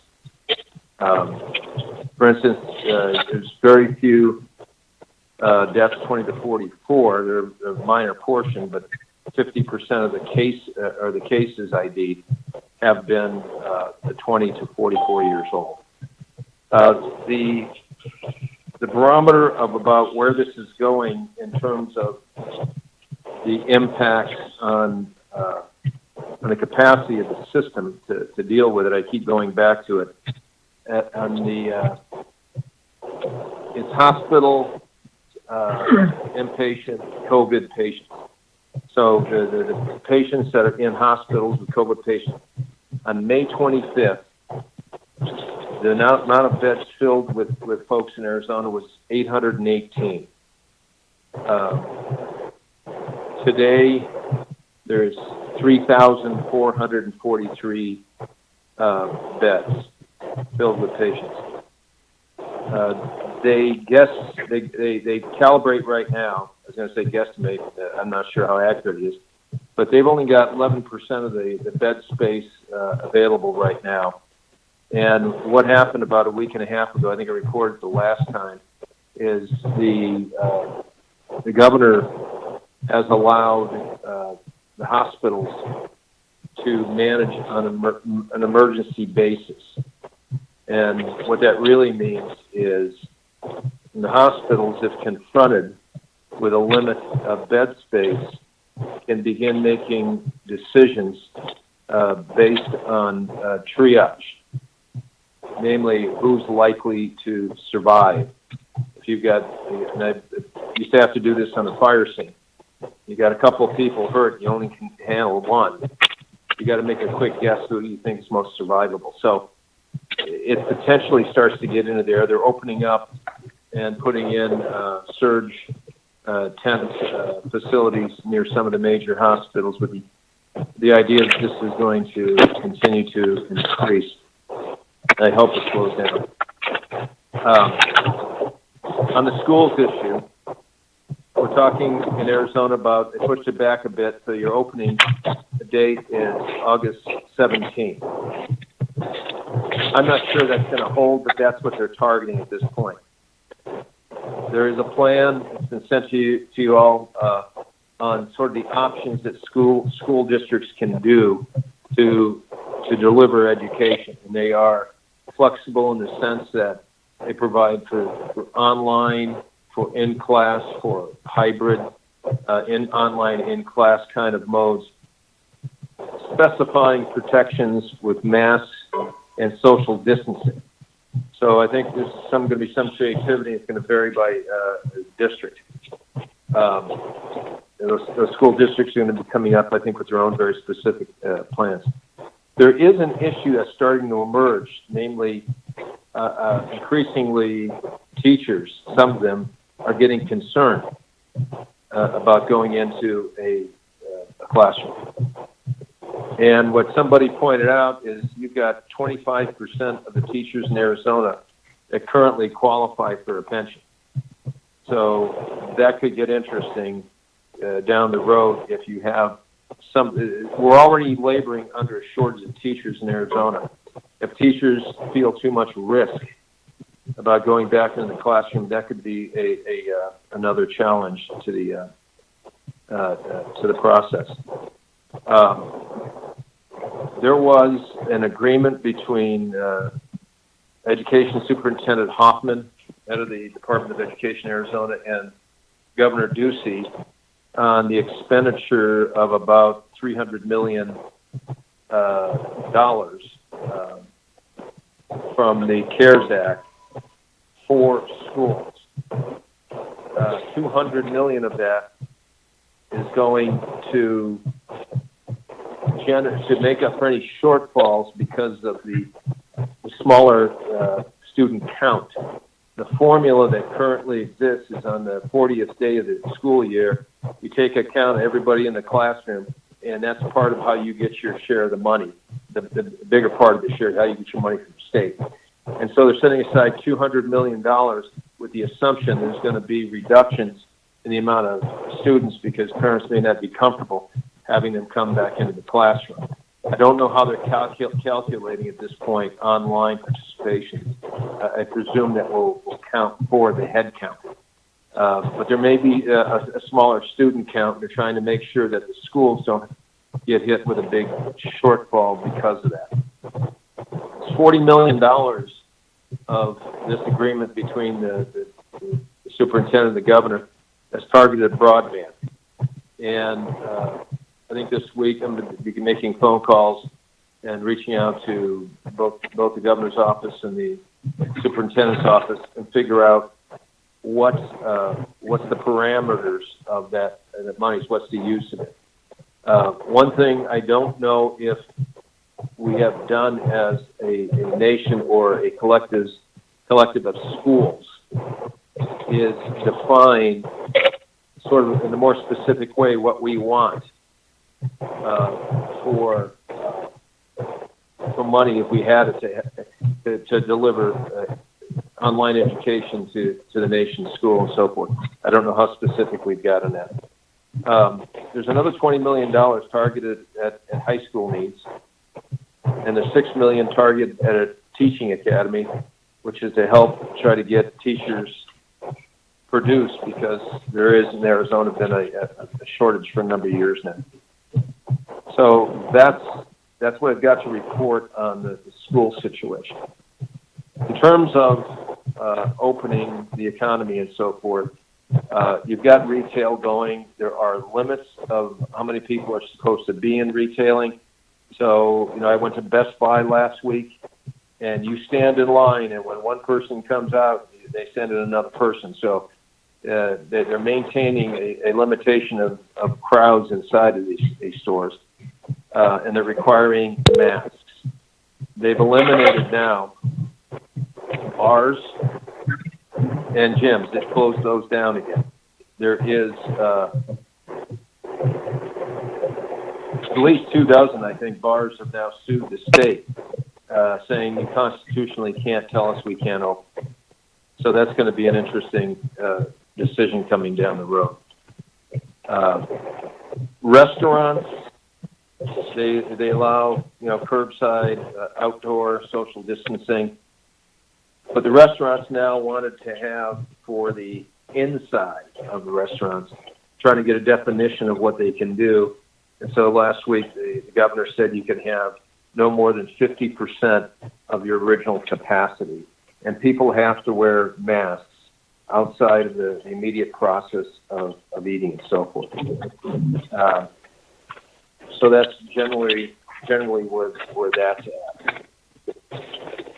All of this has generated some real disagreements about opening, non-opening, and how strict to mitigate or shut down activities to try to stop the virus. And that's spilled into the legislation in a fairly significant... Yes. Yes, sir. Mr. Freeland, can you hear me?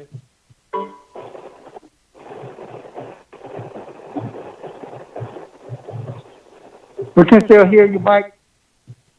You can hear me? Okay.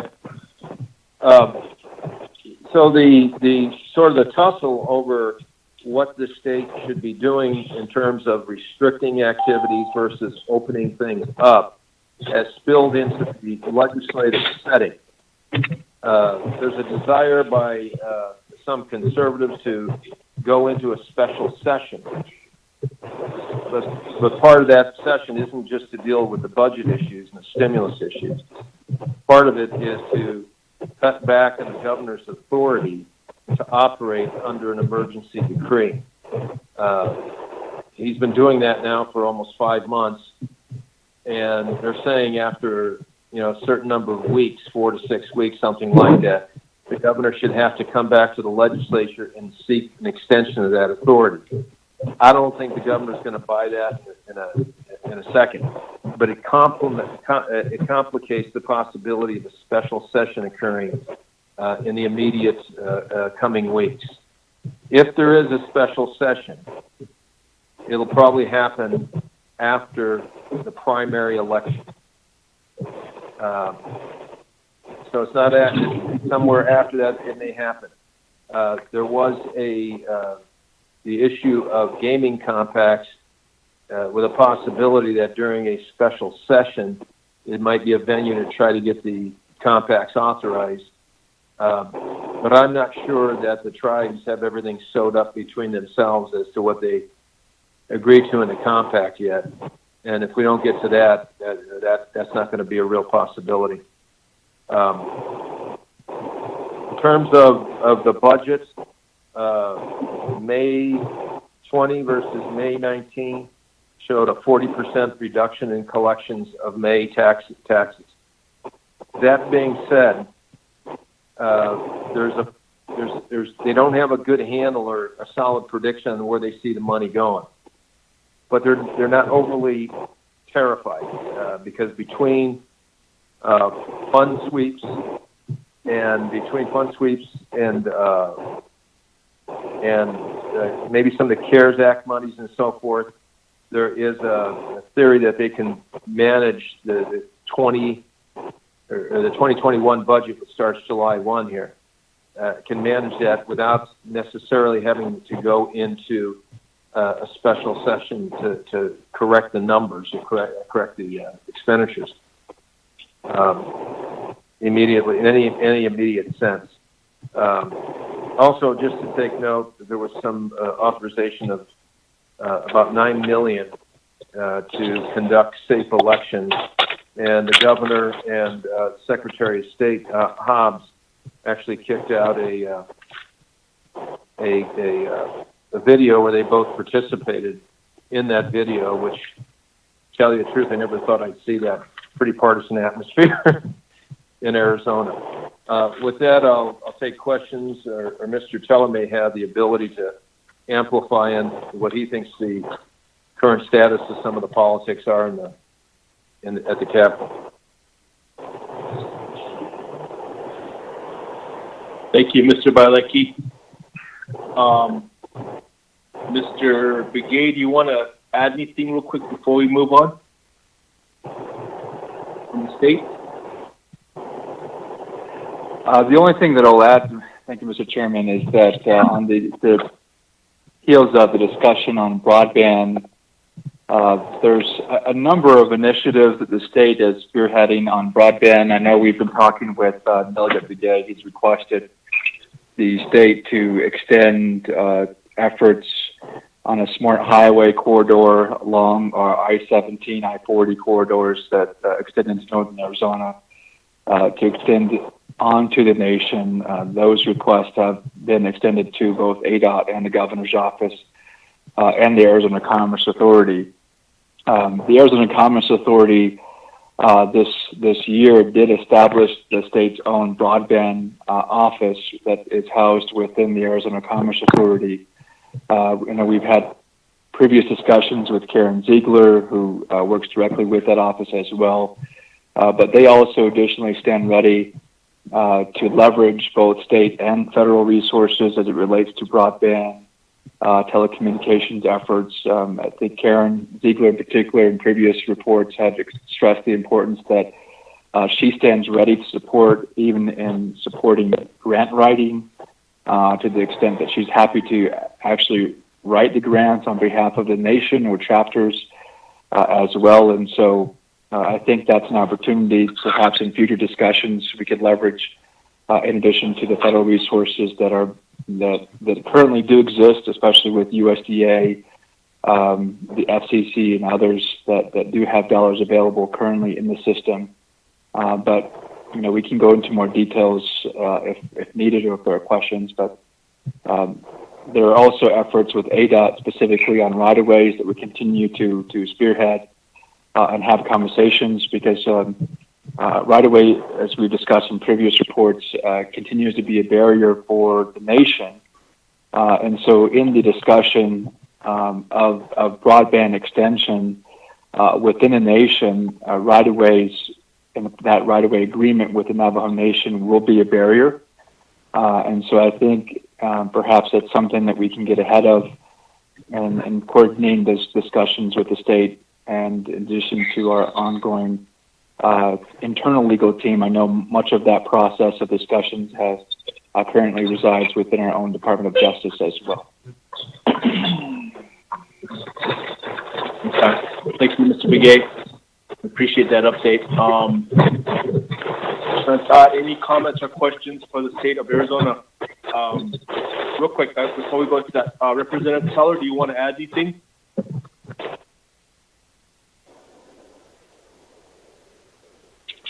Good afternoon. Thank you, Chair Freeland. Good afternoon, everyone. This is Representative Orlando Teller. Thank you, Mr. Bialecki and Mr. Begay, on that report.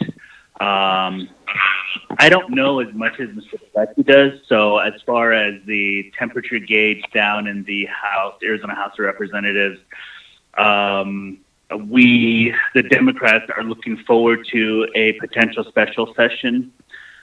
We have a myriad of COVID-related bills that we are ready to address.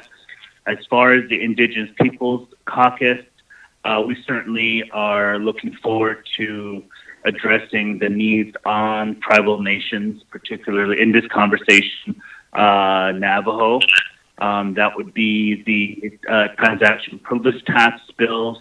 That TPT bill would address infrastructure, economic development. Conversation includes transportation, broadband, and all infrastructure on Navajo, not all, but most infrastructure on Navajo, as well as economic development. So we looking forward to conversations with the governor's office to consider, to sternly consider a special session. As Mr. Bilecki mentioned, I too don't believe a special session will be in consideration before the primary. I strongly believe that after the primary is over and we see who is all for the general, I think we're going to be in the works for a special session. Myself, Mr. Sosi, and Representative Germain have put together a listing of bills that address COVID-related. We have the veterans bill, a couple of veteran-related bills. We have the tribal senior citizen program bills. We also have other bills that we believe will get the support not only in the Senate, but certainly from the Navajo Nation Council and the President. So we're looking forward in working with Mr. Bilecki and Mr. Begay in assuring that we have partners on both sides of the aisle, as well as with the governor's office. And with that, I appreciate this phone call and the updates thus far. Thank you. Thank you, Representative Teller. Thank you for your representation as well at the state level. Shinatai, State Task Force members, colleagues, any comments or questions for the State of Arizona's report?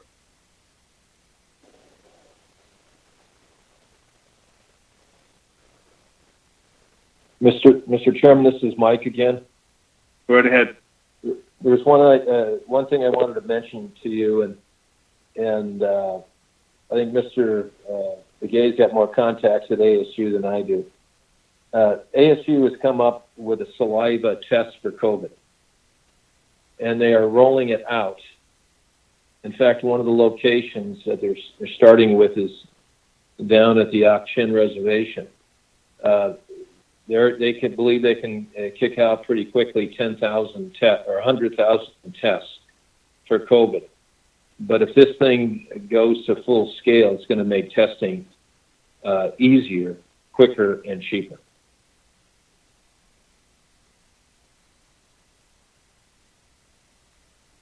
Okay, definitely appreciate that. When that does come out, could you provide us some information on it? Yes, sir. It's in motion now. I can get you the information today. Okay, that would be great to see or read up upon. Any comments or questions, Shinatai? Task Force members, colleagues? Chair. Shinatai, Chair, go right ahead. I'll begin. Thank you. Thank you, Mr. Bilecki and Shinatai, Carla. With all the attention and emphasis on COVID-19, understandably, that's where most of the attention should be. But we're also in the midst of another big issue here in Navajo country, drought. Is there any attention being geared towards addressing the drought situation? We have a lot of issues with inoperable windmills, earthen dams that need to be repaired. All those that could help the Navajo people out here, but we don't seem to.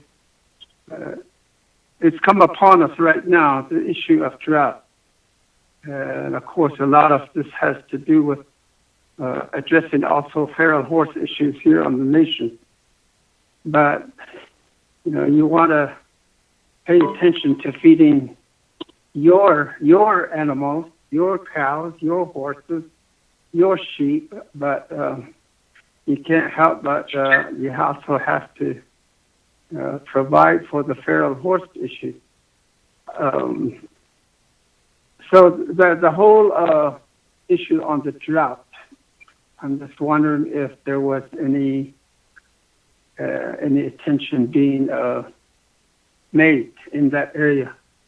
That's just a concern I have. A lot of people here wondering how we can do this, how we can address it. I have been working with Antelope Point Marina, Antelope Point Holdings, and trying to get some large bulk of water out on in my region, and we're still in the planning stages.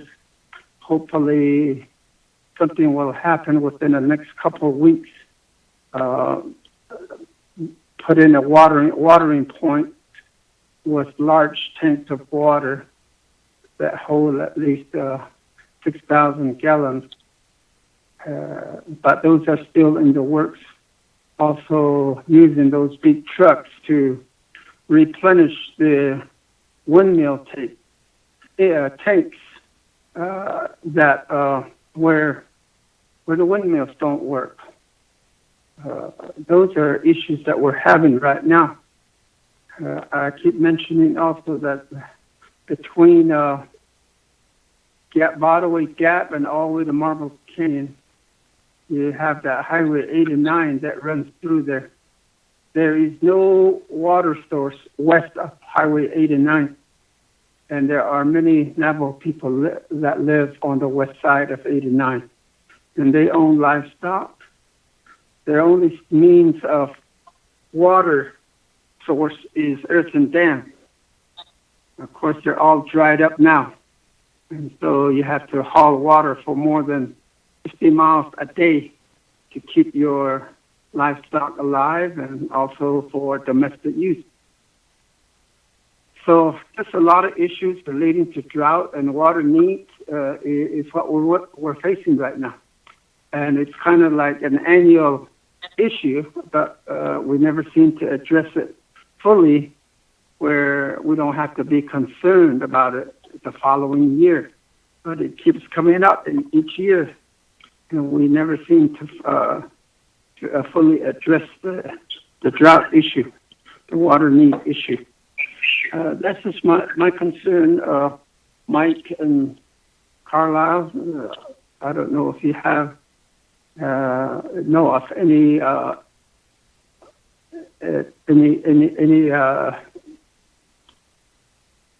way that there might be help in that issue. Thank you. Mr. Chairman, I could make some general comments. Carlisle may have others. Go right ahead.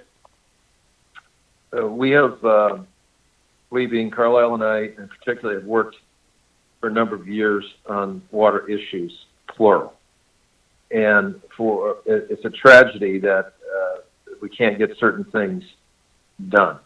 A Hopi Navajo agreement on Little Colorado settlement would allow, traditionally, as these settlements were processed in Washington, resources to actually build more infrastructure. What also overwhelmed the sort of the water world, you might call it, in Arizona, was the prospect of Lake Mead getting too low, not being able to produce power. And so there was a huge negotiation that went on for over 2 years, 3 years, to work out cuts for various places in the state, particularly Pinell County, for water. Most recently, there's been concerns both about the jurisdiction of who really controls regulatory stuff in the rural areas, as the Department of Water Resources, the counties. We've watched that one closely because we could see some negative impacts on Navajo's water supplies down below in the aquifers. And so there's been a lot of issues. The huge one is, how do you get to a baseline necessity to get to an agreement with Hopi, knowing that there'll be other entities, whether it's ranches and cities off of the Navajo reservation that are also concerned about what Navajo will eventually do with groundwater sources. There's also been overdrafting in various places in the state that solicited legislation that hasn't changed anything at this point. But you go down to Cochise County, over to Mojave County, and you have industrial farms taking out enormous amounts of water. I don't know if those farms could park themselves near the Navajo Nation, but if they did,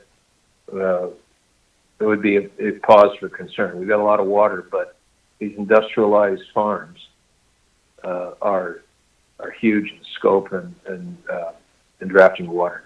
But Carlisle, it's just to lay a general framework of what we've been involved in. Carlisle may have some other perspectives. Thank you, Mike. The only thing I will add, Mr. Chairman and Delegate Paul Begay, I just sent you a text with a link through the USDA, U.S. Department of Agriculture, of all of their drought programs and assistance resources that they offer. There's a number of programs specifically for drought that USDA does have. We had a really good meeting this past Friday in Cameron with the Secretary of Agriculture, Sonny Perdue, and he did reiterate his commitment to ensure that USDA makes available all of the resources and grants and dollars available to the Navajo Nation. And as a follow-up, Delegate Begia, Melinda and I are going to be talking to USDA on Monday morning. We'll bring up this question and issue related to drought assistance programs with them and see if there's some immediate resources that we can identify through USDA that at least perhaps our land department or Department of Ag perhaps could take advantage of. But we'll follow up with you next week, Delegate Gay, and see what we find out.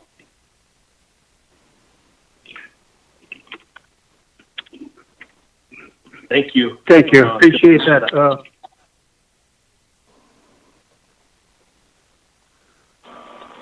Chairman Freeman? Chairman Freeman? Yes.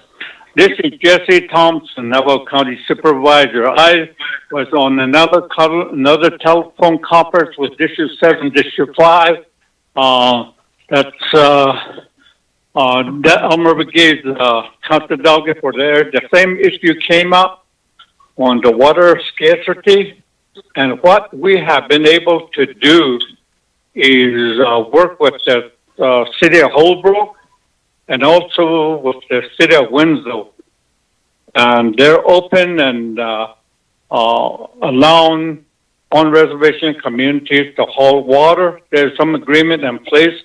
However, the issue that a lot of these communities are running into is the lack of a water truck. And there are only about one or two that are available in that area. And what I proposed to them was that why can't we, if we have to spend money, if we can't find a way to spend most of the money by the end of December, why don't we go for some water truck? Right now, there's a lot of people that need water that live way in the rural and remote areas. For instance, that's what Jericho is facing right now. And I said, then it could also, once this is over with, the COVID-19 is over, then there is that possibility to continue its usefulness in providing hauling water, to continue hauling water for communities that haul water, and also use it for the purpose of hauling water for animals, including construction. So that's what we're trying, what we're looking at from my communities around District 7 and Your call has District been 5. forwarded to So an I automatic thought voice message that might system. just be some idea. So thank you very much, Chairman. 781. Thank you, Supervisor Thompson. Appreciate that. Some great ideas and some great recommendations as well. I think that's something that the nation has also been talking about is water trucks. But definitely, we can take those into consideration as well. Any other comments or questions, Shanatai, before I go back to Mike and Carlisle? Chairman Kellen.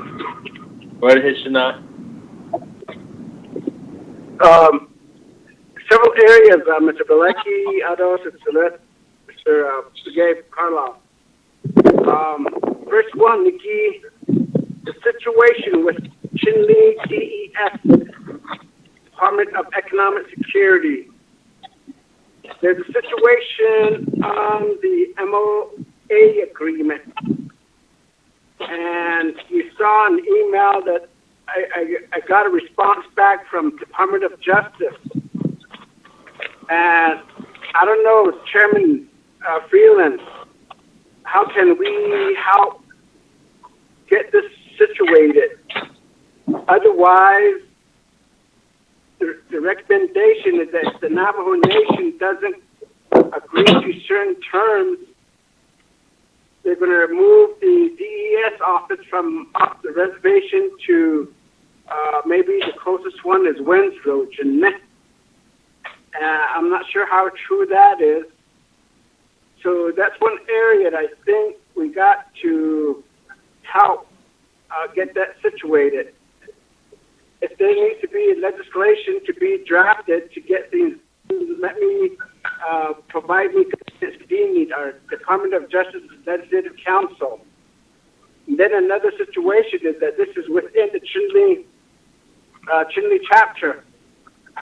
Chinle chapter is a certified chapter. So wouldn't this be Chinle chapter dealing directly with the Department of Economic Security? The other area is the ADOT in my area, 191. I've been sending information to road improvement. Is one area that I've been trying to get a response from the Department of Transportation, Arizona Department of Transportation. The bill grant is submitted, and that will take, I don't know, a couple of years to get it done. But in the meantime, we need one of those minor fixing of the exit roads and cleaning up the right-of-way within the certain areas, including installing streetlights. So those are some areas that I really need to have ADOT probably we'll need to give us a response. And then the other one, the key is this month, ADOT was supposed to have their board meeting in Chinle. Because of this situation, they will be doing teleconference. But how do we continue to reinforce all the priorities of the state right-of-ways to the Arizona Department of Transportation? Again, this goes back to the state task force, the Navajo Nation Council's priority listing. So those are some areas that I really need for the state task force to continue submit a modification based on some of the discussions that we've been having. So TDK Quakish Nantano Finiki ADK Kudo Shisazido Bahasita Chairman. Thank you, Shana, for your comments and your questions. Mr. Bilecki, Mr. Begay, you want to follow up with that? Let me touch base on the Chinle MOA, and I'll let Carlisle. I think he's got a better grab on the 191 issue. we went through a lot of work trying to distill an agreement with the state, and actually got the firm to produce a real good memorandum on the applicability under new cases of Navajo preference. The issue is this is going to be a DES facility. It'll be an improvement. It would keep people from having to go down to Old Brook or what have you to get to a DES facility and make it more accessible. And the only issue that really was standing in the way was this final issue that dealt with the applicability of Navajo preference. After a lot of legal discussions and work, what the state assistant AG was willing to accept was a ability to. Hold on, Mike. Hold on, Mike. Yeah. Can everyone please check your phones and make sure you're on mute, please? So what we ended up with.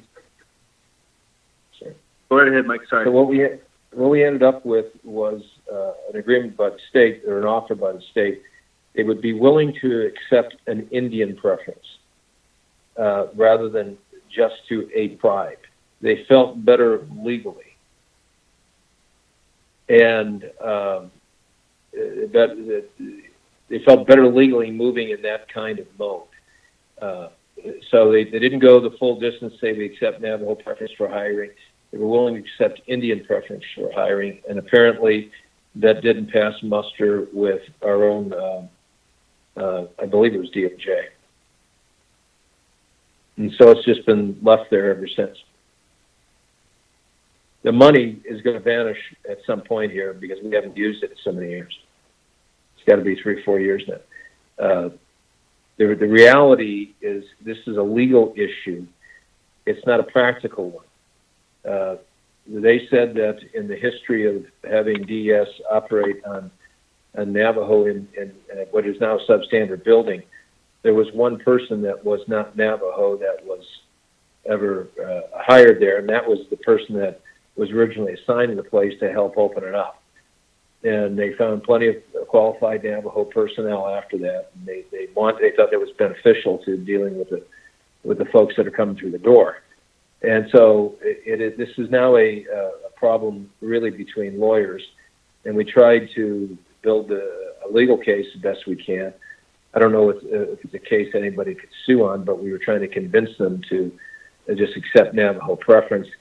They said their ability to do that is limited because this is a state facility. I won't go into the cases, but there's cases with school districts that sort of worked in our direction. But they did move to the point again of saying we would accept it if the preference was a tribal hiring preference rather than a Navajo hiring preference. And so that's where I think it remains today if the money is still in the line item over at DES. I don't know what to do at this point. Chair, this is Representative Orlando Teller. Representative Teller, go right ahead. Thank you, sir. Thank you for that update, Mr. Bilecki. This isn't a new issue, particularly with infrastructure on Navajo, with non-Navajo source of funding. In 2013, Navajo DOT with RDC, at the time, Chairwoman Catherine Benally, sponsored a bill that waived Navajo Preference and Employment Act and MBOA so that we, Navajo, could start applying and receiving federal aviation funds and state DOT aviation funds. And so with that opportunity, it allowed capital improvement on Navajo for the airports, particularly with state and federal funding. I think we have an opportunity here to as Mr. Delegate Kiel Begay mentioned, suggested, we have an opportunity here to keep the service on Navajo. Having that service relocated to Winslow would be a detriment to the service workers, to servicing Navajo. So I think we need to really seriously consider all options here. Thank you. Sorry about that, Representative Tiller. I really would ask respectfully, please check your phone and make sure they're on mute. It gets a little crazy and a little disruptive when calls are being made or these types of instances are happening. We have very important topics to discuss, but please make sure your phone is on mute. Thank you. Mr. Begay? Carlisle? Thank you, Mr. Chairman. The only thing I'll add is, as Mike and Representative Teller had indicated, it's not a new issue. It's more of a legal issue that I know the Department of Economic Security, the state, has been trying to address directly with our Navajo DOJ.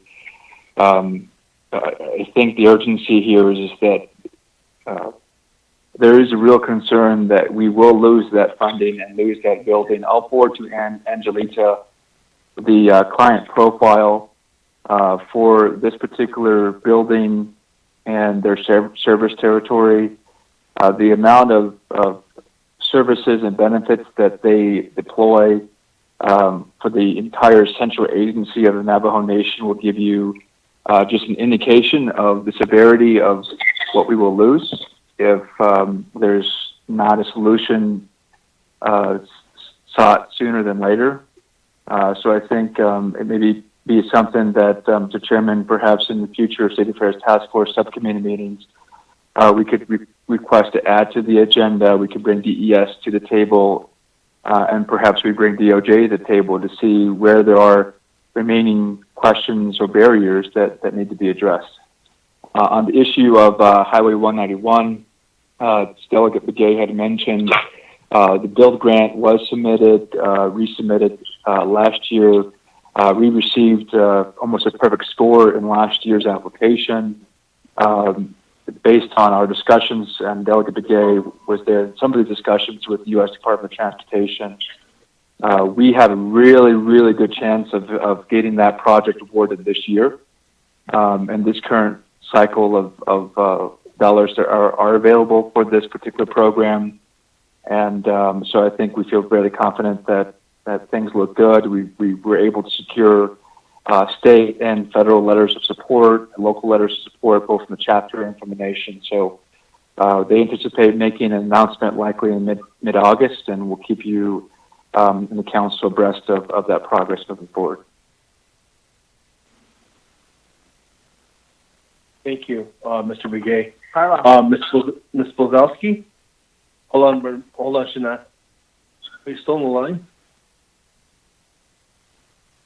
She must have left. All right, Shana, Honorable Paul Begay? This is Otto. I'm sorry, Otto? Honorable Otto, so? I guess with the Department of Economic Security leaving, possibly leaving, relocating to Winslow, I believe that the former delegate from Chinle was trying to work on the land issue there that arise in Chinle related to that site. And I believe there was some funding allocation related to a building that the state of Arizona was willing to build. And it looks like Navajo has not fixed their the issue of the leasing. I believe that's the main reason why that I can think about DD leaving, because they don't have a building to really operate out of. But like Tuba City, in my community, that was the same thing. DD was moving around to tribal buildings and so forth, or DES, and I believe it came to one point where they were at that the building shut down. They had no place to go. They ended up moving the facilities back to Flagstaff. And now, but they moved them back to the city for a time being now. And they do have a space for them. And it all comes down to, I guess, the community there. And I guess whether it's a Chinle delegate thing or whatever, or, you know, I think the DES, that Chinle agency, is an agency delegate thing, because you have people that are going to be affected. And I believe if another community has space somewhere, you know, that would suffice. You know, maybe look at Ganado. You know, there's that shopping center that's in Ganado, and see if Ganado could house them, related to the economic security, because it is going to provide tremendous toll on people commuting to Winslow now, because you know, with that area, people are all the way as far as probably Rock Point, it's known as I, up in that area, Mexican water. It's not fun. They're going to be traveling downwards down to Winslow to provide that service. And I believe that's what happened with the Holbrook Justice System, or the Justice Center that's in Kayenta, in Navajo County. Navajo County shut that down for a while, and I'm not too sure if that justice service is open to this day, but it feels that it's a tremendous burden on Navajo families. Either have to, you know, they get pulled over, and you know, whether you know, by state officer, and you know, whether you know, in the issue the state citation, and it says Holbrook or, you know, Navajo County, and yet, you know, the citation should be to the Navajo Nation.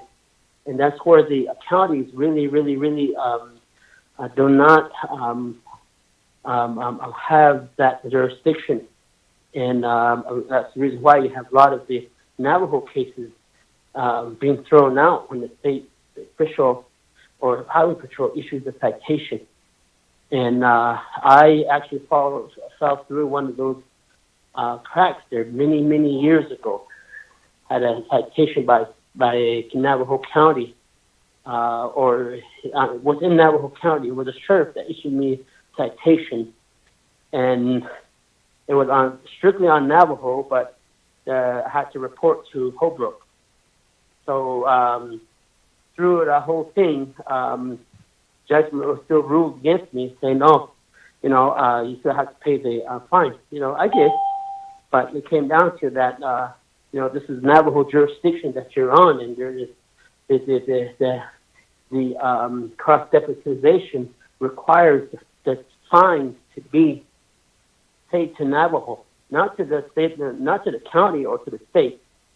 And that's where I really hope that our county supervisors are trying to help our Navajo citizens out there, because if it happened to me, it happened to many Navajo citizens that voted for you, Mr. Supervisor. I know I brought this issue up to you, and Mr. Teller. I guess this is where something we really need to get the states to the state and the county to look at, because, you know, if a person is stopped on Navajo, their issue is should be to the Navajo courts, not to the county's jurisdiction. And that's where a lot of, not too long ago, there was a case. When was it? 2 days ago, a decision happened where a person was prosecuted by the state on the jurisdiction of a Indian tribe, and it prevailed. And Ava Yashki, alcohol. Somewhere we have to get our state representatives in this to try to fix these issues so that Navajo families do not fall through the cracks. It goes on in Coconino County, especially the people that live in Loop, that travel from Loop to, and even probably the Hopi tribe too, because they take that road from Loop to Loop into Flagstaff, and you have Navajo County cherry picking Navajo citizens there at Townsend Drive, and there's this park there, you know, and I clearly seen that, and I do bring it up to our sheriff, and they say, oh, we're not doing that, and all this stuff, but it goes on, and the other is that I guess Arizona Title 13 and Title 14. I guess we need to sit down one day to try to assist our Highway Patrol also. How could we work with them to try to accommodate some sort of issuance of their job? Because I know with the state of Arizona, we had a valid, what do you call it, a MOU with them. And we have to fix that issue there. And I believe maybe Representative Teller, we could one day sit down with the Law and Order Committee to try to find that middle ground. Because you know, with the state of Arizona Highway Patrol making their routine traffic stop, whether it's related to the trucking laws, because Navajo don't have trucking laws, and in our code. So they enforce the trucking law, and I guess we need to find that middle ground of the citations that they issue, whether we can utilize and expand the MOA we have with the state highway patrol for that, so that the funds can go directly to the highway patrol making those traffic citations related to that, to the trucking laws. But again, you know, with the Navajo Nation, we don't have trucking laws, weight laws, and you know, things like that. I guess one time ADOT did a blitz of truck weight on Navajo, and I believe it was in Shanto, and there was tremendous amount of truckers that issue that citations were issued to truck drivers that were overweight driving through the Navajo roads, and it really puts tremendously stressing a lot of the roads that are in that Navajo builds, you know, and the weight limits, and we need to get some sort of agreement and more blitz out there so that we can expand on that, so those dollars could, whether through a revenue sharing agreement, could happen with the, and because I believe the Highway Patrol only gets dollars from the state once a year,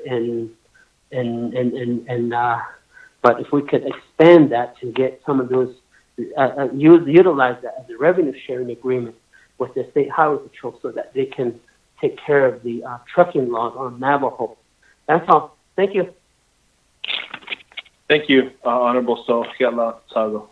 Appreciate your comments and your input, always valued. Any other comments or questions, Shanta? Yeah. Chairman Freeland? Yes. Who is the supervisor? Yes, it's Jesse Thompson again. In regards to 191, the whole board agreed that no changes should happen at the moment. There were some recommendations on maybe reducing the amount of dollars for the project, but the board decided not to do it because at the time we were talking about the finance part of ADOT, we didn't have that adequate information about the amount of dollars that will be coming into ADOT. So they moved it up, but there are certain things that the board indicated was that, along with the administration, that they will continue at least for 2 more years, the projects that are already in place. And there are a couple of Native American individuals that are within that agency or department. It's Ermelinda Jean. She's worked with the Navajo Nation, just like Orlando, and they're constantly communicating with Gary Silversmith. So, and then that everybody's pretty much familiar with One Night of One because my brother T. Ellen Begay has been at the table almost every month. Ede kwadeng chona adoles. Ahite agot sato neseto. Jo pesonan te hiki and takipa hosano. The shinda no kiane karebent what but again I can follow up on select Kodoyo Kedigi. I'll do that. Although the other thing about the JP, it's still in Cayente. Okay, there's already cross-deputization between the sheriff, Navajo County Sheriff, and the Navajo Nation. And I don't have that agreement in front of me. I'm calling in and telephone at this time, but certainly we can follow up on that. But over the years, when the revenue started going down, that was one of the considerations. But we always step in and say, you can't do that. Once it goes away, it'll always, it'll never be there again. So we keep on hanging on to that. So right now, it's still there. And one of the ways that we've that there's talk about, with various governmental bodies, that the way to maintain JP would be maybe if that citation would go not directly to Navajo Nation, but to the local JP. So those have already been in the conversation over so many years. But I would recommend that maybe we need to revisit that memorandum, that cross-representation agreement. There needs to be a change. We still have some time before we're going to come back and sit down with the Navajo Nation. Lead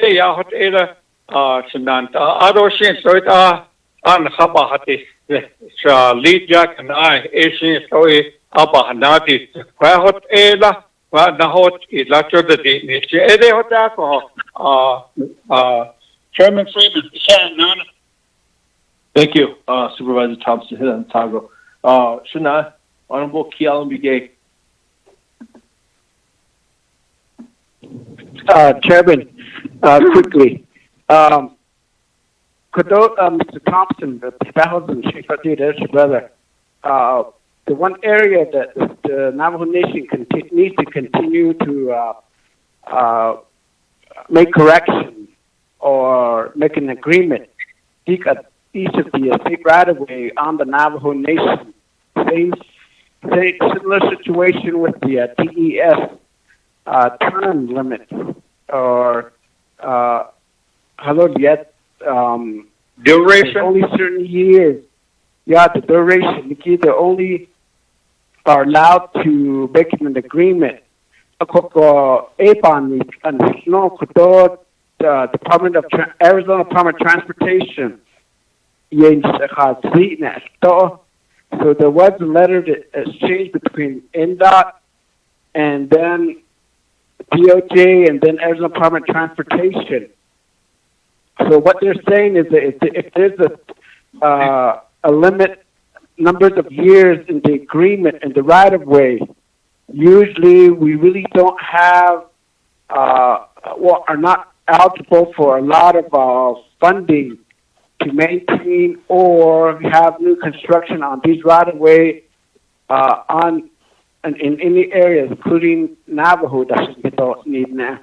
So that's another area, Chairman. I think maybe the lobbyists can help us continue to sit down with ADOT, Arizona Department of Transportation, to see what we can do with. Or legislation that's drop it at the knees rather than saying the term limit, but those certain years, just to add, modify, and update the right-of-way agreement. There'll be more in terms of rather than having a sunset clause or a deadline on these right-of-ways. So that's another area that I think the state task force really needs to resolve. Chairman, thank you. Thank you, Shana. Very good discussions this afternoon. We've had a very good, lengthy talk, and I think bringing DOJ back and sitting down with the state once more on revisiting the Department of Economic Security project. What do we need to do? It sounds like there's the issue of funding, of course, but Navajo preference as well. Number 2, Honorable Kiala McGee requested Mr. Balecki a follow-up with NDOT or discussion with NDOT. So if we can go ahead and maybe take a look at that as well, what he had just mentioned. Maybe maybe having a separate phone call, possibly. But we need to start addressing that the issue with ADOT as well once more, and maybe include the counties if we can. Okay, I will. Okay. If you could work with Ms. Benali on that, and then she can inform the state task force members on that as well. Sounds good. Okay. That's good.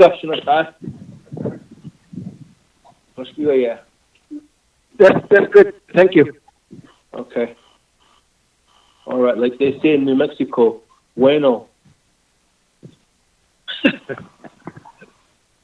Okay. Hey, any other Hello, this is Express Script calling for William Adams. yes or no. Is this he? I don't know who keeps calling on this phone. We might have to switch to phone numbers, Miss Benali. Yes or no. Is this he? No. Would you be willing to take a message for me? No. Okay, we're moving on down the agenda. Item number 4, federal update. I think Mr. Carl Begay had to leave the call. We did. I'm still here, Mr. Chairman. Oh, you are? I'm still here. Okay, you want to provide the federal update? Yeah, I'll go through just really quickly. Just two quick points on the previous 2 issues of the DES building. I forwarded you and Angelita a report on the impact that Arizona DES does have on the nation. You'll see that just on a fiscal basis, they have a $371 million economic footprint as a whole, just within Arizona on the nation in terms of the benefits they provide to our Navajo people. And as mentioned before, I think the loss of this building would be quite devastating for the area and for our people. On the issue of preference, it's more of a Navajo DOJ issue, but I know that the state side has done their due diligence on it. And I think they're limited based on their own laws that limit how they can enter into these type of agreements. And so I know there's been a little bit of resistance on the state side that we can probably work through. On a federal level, let me just go through a couple quick things. This past week, I know I've notified a few of you, but the AmeriCorps, through the cooperation of National and Community Service Centers, awarded the Chinle chapter $274,000 that we matched by the chapter in the amount of $179,000, which will address a lot of needs in the Chinle community, including assisting with employment and training, weatherization, construction of homes, outreach and education on diabetes prevention, etc. So that will benefit not only the Chinle chapter, but all the surrounding chapters as a whole. In the last few weeks, the Speaker's office, the Speaker has continued to reach out with really good partners, notably the University of Arizona continues to support the Navajo Nation, and to date has donated over 10,000 test kits collectively for the Navajo Nation, directly to Central Command, additionally to sending test kits directly to the Winslow Indian Healthcare Center, Kanta Healthcare Center. And so if there's additional needs there, the university is willing to help. We'll follow up with ASU on the test swabs that Mike referred to and see if there's potential collaboration with ASU on their efforts.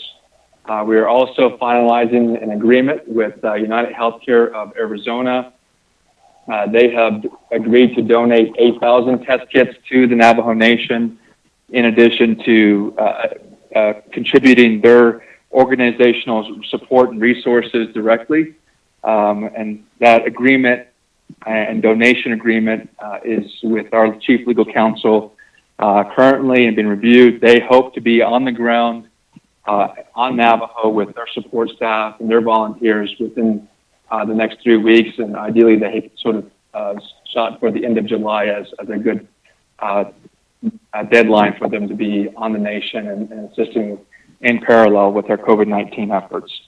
In addition to the speaker working with Blue Cross and Blue Shield of Arizona, they financially contributed directly to the nation, in addition to donating thousands of face masks, washable and reusable face masks, directly to Bashes in Net Market locations. And so, as you may have noticed, if you go to Bashes, those face masks are available and comes with some public health information as well. Just on a federal level, some of you may be aware that collectively the Navajo Nation has received over $1 billion of stimulus resources from the federal government, collectively from all of the stimulus resources that have been made available as a result of the pandemic. Most of those resources come in the form of $234 million directly to the Navajo Area IHS office, which has been redistributed to all of our 638 and IHS facilities. And if you need a copy of that report and how that's broken out to each facility, we can email that out as well. Additionally, as many of you are aware, we received a total of $714 million as a part of the Coronavirus Relief Fund, a part of the CARES Act, and as many of you are aware, that continues to be debated in terms of how that is to be spent. Our current priority on a federal level continues to be working with our congressional allies in seeking additional flexibility, but more importantly, an extension on the December 30th deadline of incurring and expensing those dollars. Right now, Congress is on recess until July 20th. In the House, there's some committee action being taken, but it's going to be pretty slow until July 20th. The first priority that Congress will tackle when they reconvene is the passage of the Non-Defense Authorization Act. The House has passed some budget-related items, but that really will not go anywhere without really the Senate acting. But most notably, the leadership in the Senate have signaled that they will move on an additional stimulus package before they adjourn for August recess. The Trump administration did signal support and requested for $1 trillion COVID-19 package that will address a number of different issues that Patty had discussed briefly, but there's anticipated efforts to infuse additional money for tribes, more money for Indian health services directly. But within that package, there was support in this last week, specifically within the Senate leadership, of a one-year extension to allow states, local governments, and tribes to use their existing CRF funds, but also perhaps to extend that deadline for any additional stimulus dollars that will be made available. So there seems to be the support and the votes there for at least that one-year extension, but we won't have any guarantee until Congress is back in session here in a few weeks and that is openly debated. But right now there seems to be support of that action, but again, I don't want to anticipate any guarantees just yet. We continue to, as a result of our last State Affairs Task Force meeting, to work and reach out to VA. We're working on a last week of July conference call with the VA Secretary and his team. I'm working to get that confirmed hopefully this week, and I know that Delegate Begay in particular has continued to highlight this as an issue. I know that Chairman Daniel So is going to sponsor a legislation that will allow the nation to work with the VA directly to become an accrediting body directly with the VA to allow us to draw down VA resources directly as a nation, in addition to an ability for us to accredit our own veteran benefit counselors on the nation as well.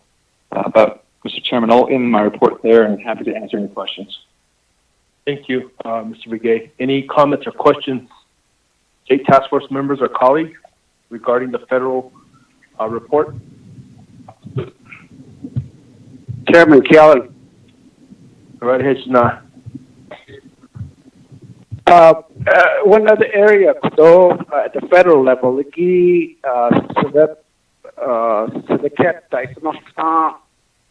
Chairman Freeland, Mr. Begay, Carlisle. Although I think Representative Teller is still on there. Mr. Thompson, with the rest of the committee. Either yesterday or was it this morning, there was a Supreme Court ruling to confine, I guess redefine a tribal reservation. And within that opinion by the Supreme Court, I think there's a language in there that caught my eye to say that the federal government shall be held accountable to its word in these treaties because deep in that unleavened the treaty that conducted East Cado, then that's so go crack it down not Italy, 90 in Hakashiado in certain area.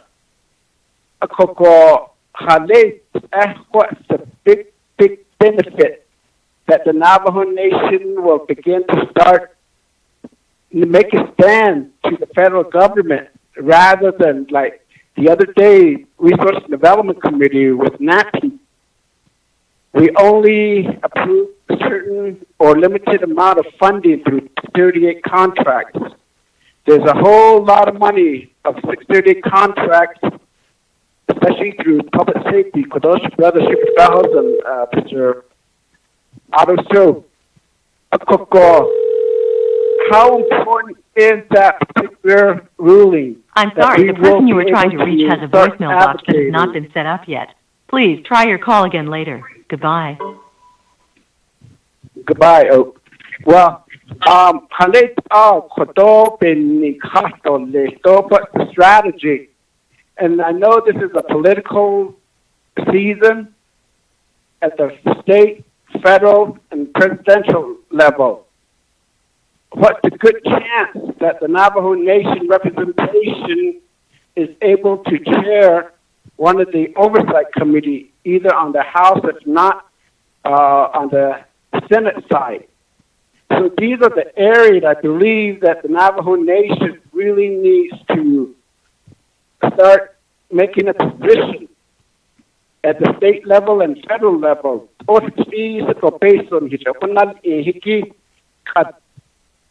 Court ruling ben hadat anikilakit apetilo anan iliagi all about. Okay, so I guess this is general comment, but maybe something that the state task force and the federal representation is able to provide us guidance of how we can start making another move or another step to advocate for additional funding on behalf of our Navajo people. Chairman. Thank you, Shana. Mr. Begay, do you want to respond?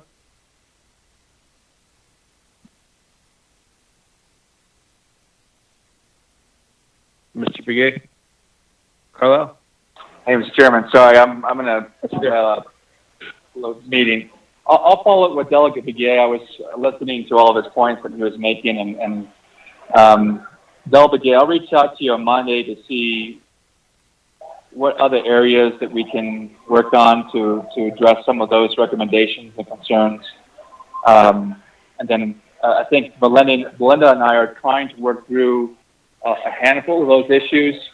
But I'll have Belinda on that call as well. Maybe on Monday, I'll text you to see what time you have some availability. All right. Thank you. Thank you, Mr. Begay. Ashbiga, Shanad? Mr. Freeland. Okay, good. Representative Teller. Thank you, Chair Freeland. Thank you for that question, Delegate Alan Begay. I sincerely believe that once the Democrats are the majority in the House, Arizona House of Representatives, next session, it would be imperative for leadership, whomever that leadership is, to sincerely consider a Native American to be chairing the Natural Resource, Energy, and Water Committee. It would be in the best interest, I believe, of the indigenous community to encourage that. And I am certainly looking forward to the majority as a Democrat of the House of Representatives, and will definitely advocate for that consideration. Thank you. Thank you, Mr. Teller, Representative Teller. Thank you for that comment as well. Any additional comments or questions, State Task Force members, honorable colleagues? Okay. Well, thank you, Mr. Begay, for that update. I do have a question, though, on Carlisle. Actually, a couple of questions, really. The first one really pertains to the extension. I know you mentioned not to put anything in stone, but what are our chances of getting an extension? The second question was, I appreciate you sending me that information on Agent Orange.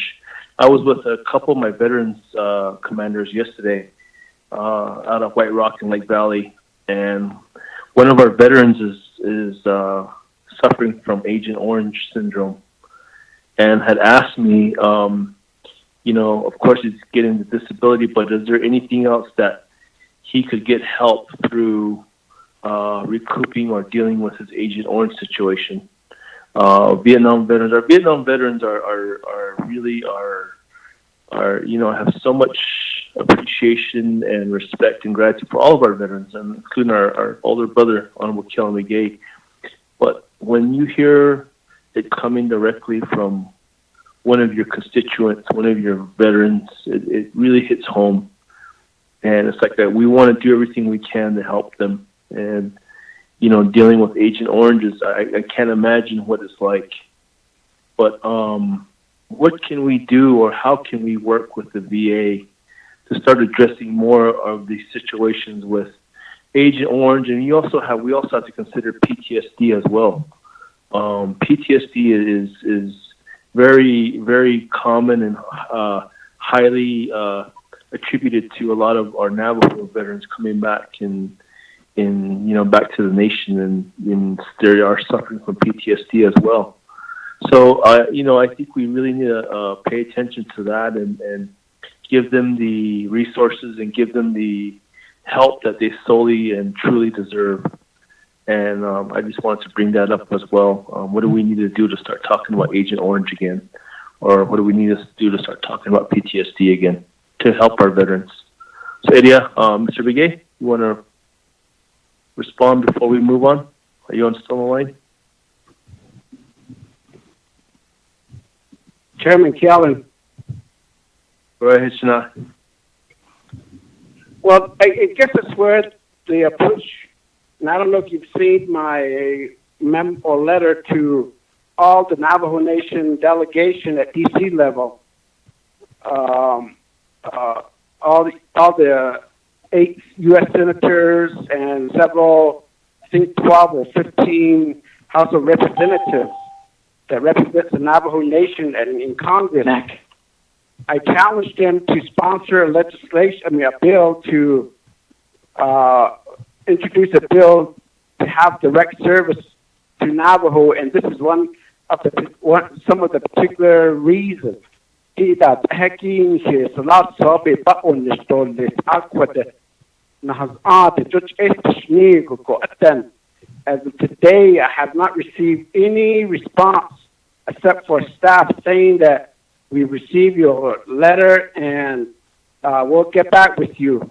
So as a delegate, as a representative from the Navajo Nation, as elected official, if a U.S. Congress senator or House of Representative, if they would write a letter to me, and if I choose not to respond, what would be their position or their thinking? So why is it, Chairman Freeland, as a state task force and as a council member, we've been to the U.S. Capitol, we've been to the White House, we've been to the VA at Washington level. What is it? Is it somebody that has to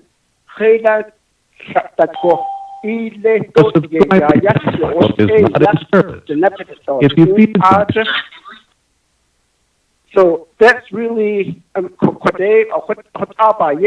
which is good.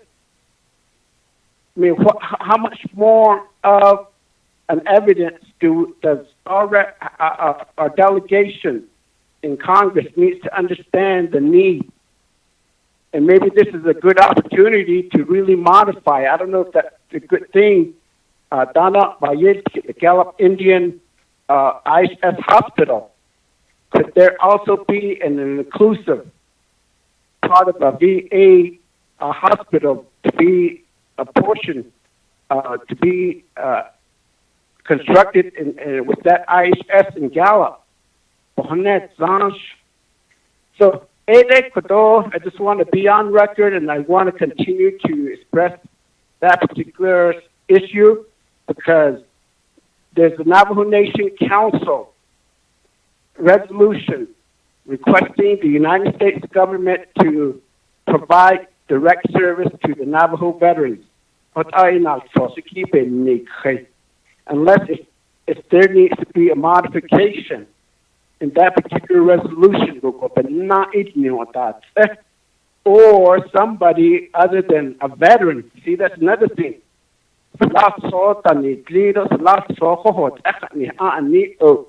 So taking off my hat as a delegate, I'm also a veteran. So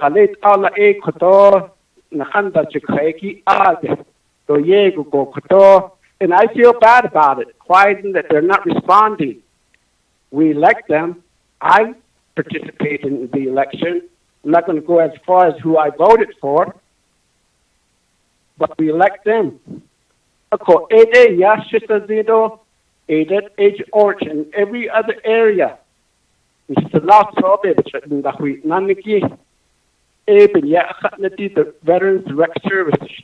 So I don't know how long it will take, and I'm going as far as asking all the media across the state of Arizona and New Mexico to say, hey, maybe you guys can help me disseminate this information. And it probably will be a political move, but what is it that we need to do as the Navajo Nation to say that there's got to be a better acknowledgement by our U.S. Congress regarding veterans.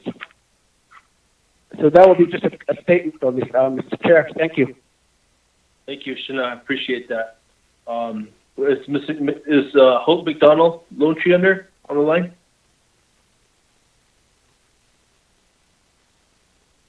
Ms. McDonald Lone Tree? Okay. Carlisle, are you back on? Okay. Well, maybe we can talk with Ms. McDonald-Lonetree, Shana, and start re-emphasizing the direct services. And I completely agree with you. My discussions yesterday even went into that as well.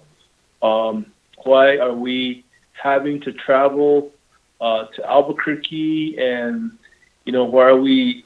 If we miss an appointment, they cut us off. These are questions that I sat there and had to, I didn't have an answer for, of course, but I really need to address it and take an answer back to our veterans. And, it really hits home when you hear these types of issues and concerns. And I want to join the fight and do everything I can to help as well. Shana, thank you. Ms. McDonald-Lonetree, did you get everything that we just discussed about veterans?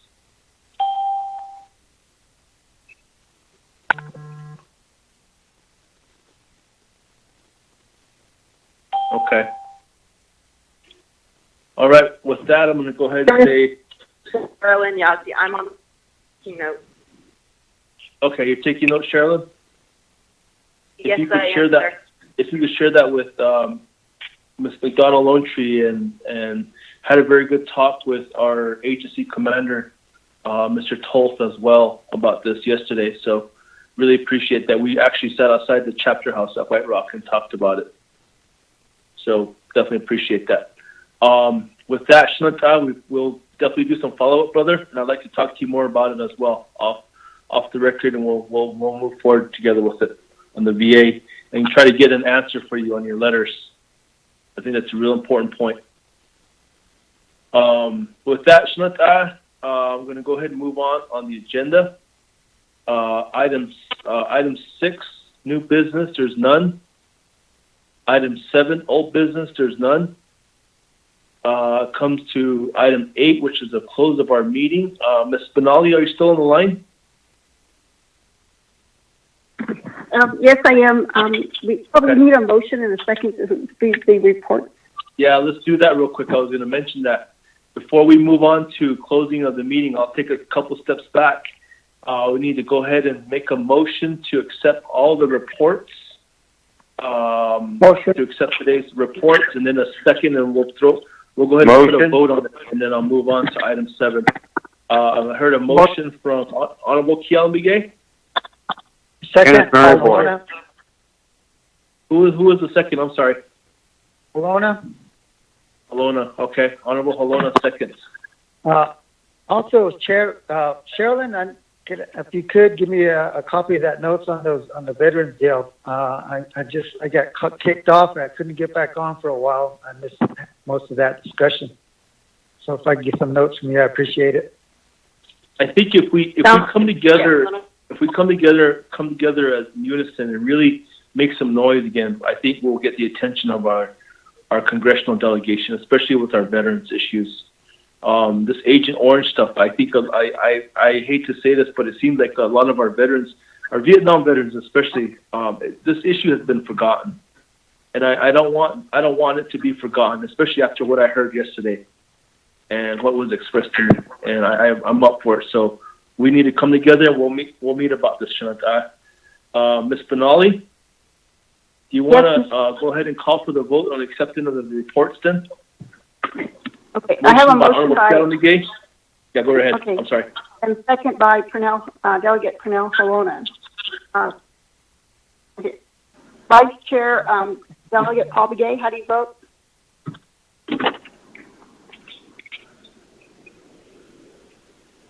Vice Chair Delegate Begay?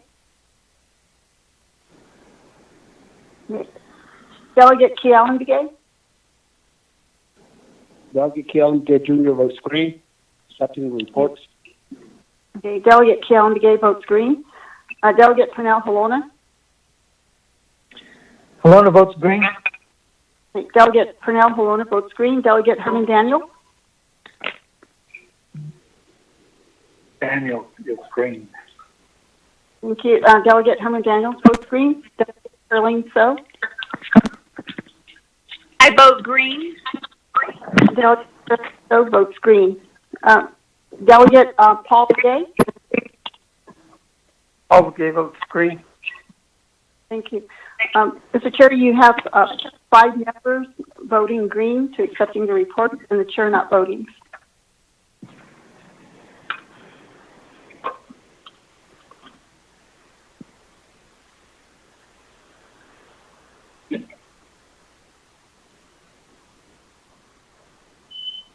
Chair?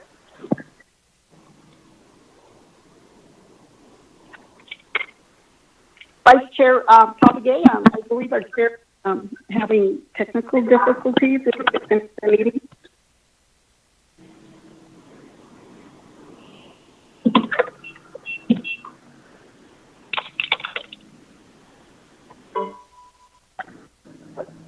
Hello, Angie? Did you call my name?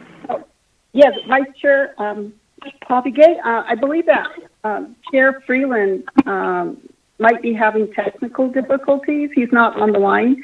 So if you could finish the meeting, I'm here. I'm here. Thank you. I was talking all this time, and I didn't realize I was on mute. Well, I apologize. Motion with a vote of 5 in favor, 0 opposed, and 1 abstention, the motion does pass to accept all the reports. Thank you. Mr. Chair. Yes. Mr. Chair, this is Commissioner Kenneth Maryboy from San Juan County. I am on the line with my county administrator. Is there a way that the agenda and the minutes can be emailed to me to review?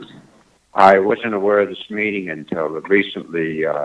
My Madam Chair from Government Development noted me, so I'm on to listen to the Utah issues, but I didn't get a chance to hear them. Okay. Thank you, Commissioner Maryboy. Thanks for joining us today. We will be having these meetings every week because of the COVID-19 pandemic situation that we're currently in. We're getting updates and working with our partners with the states of Arizona, New Mexico, and Utah. So we will be having another call. I'm actually going to be asking the state task force members if that call will be held every Friday or Saturday. So thank you for joining us, Commissioner Maryboy, and your as well as your administrator as well, Ken Tago. We can ask for a request of the minutes to be sent to you. So, Shashi, I'll talk to our advisor and our recorder on that. Thank you very much, sir. Abiga, hey, thank you, Ken. Thank you for joining us this afternoon. This brings us to item 8 on the agenda, closure of meetings. Motion to adjourn. Any announcements before I recognize your motion, Mr. Halona? Any announcements? Okay. Go right ahead. Honorable Halona. Possible gaming meeting tomorrow.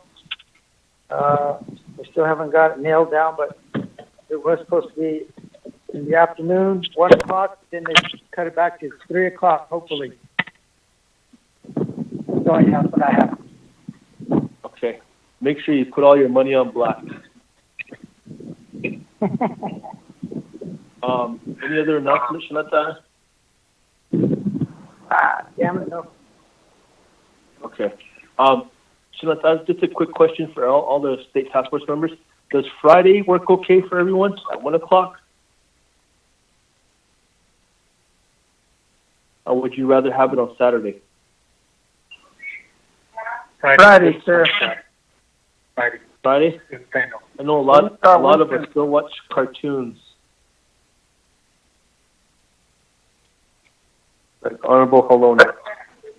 Saturday, I go swimming chair. Saturday, Friday, I'll speak yeah.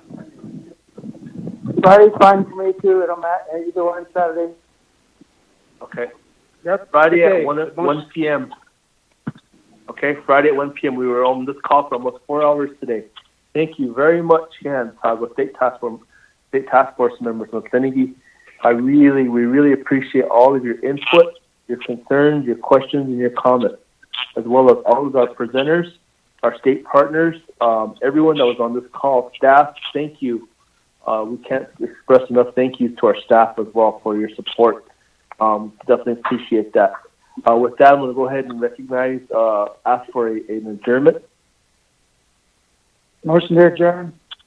Alona motions to adjourn, and there's a second.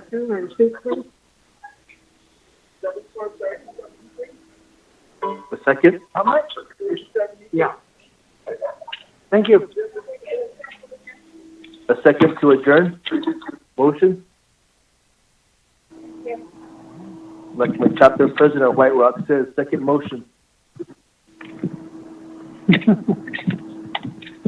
So I need A motion to adjourn already. But we need to get a second though.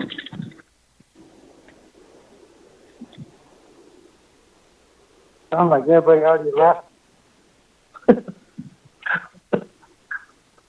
Sure. Anyone else? Yes. Daniel? Is it Honorable Daniel? Yes, yes. Okay. You getting a second, brother? Yes, Piga. Okay. Thank you, brother. Ms. Benali, do you want to call for the vote real quick? Yes, Before we have a leave motion anymore? to adjourn by Delegate Pernell Halona and second by Herman Daniels. Vice Chair Paul Begay, how do you vote?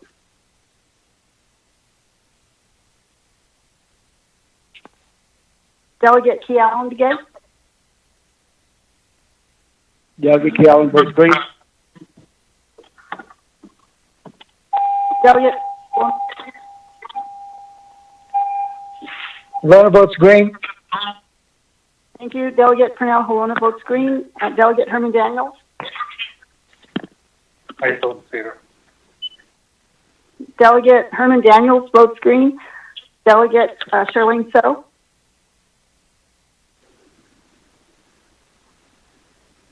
Delegate Charlene So? Delegate Paul Begay? Green. Mr. Chair, you have 4 members voting green on the adjournment and 1 is absent and the chair not voting. Thank you. Thank you for that, Mr. Benali. I'll let Get you Key know. Allen? Yeah, I think you see the brother. 4 in the affirmative, 0 opposed, and 1 abstention. Thank you. With that, I'm going to say thank you, Chantal, again, once more. Thank you to all our presenters and staff as well. Thank you very much. Ms. Benali, can we work on getting a new number for next week? I think if we can talk to Mr. Shorty. Yeah, I have another number. I'll Okay. email that with the next agenda. There's just too much disruption on this line. I mean, it's a good line, but there's just too many disruption. I think we have the capability to mute people on the other line. The other, okay, I'll ask them. The other number is the same website, Okay. but it's different. Well, thank you. Thank But you I'll very ask- much. I'll ask IT. Thank you. All right. Viva. Shan Sago. Thank you. Have a good day, everyone. Take care. Stay safe.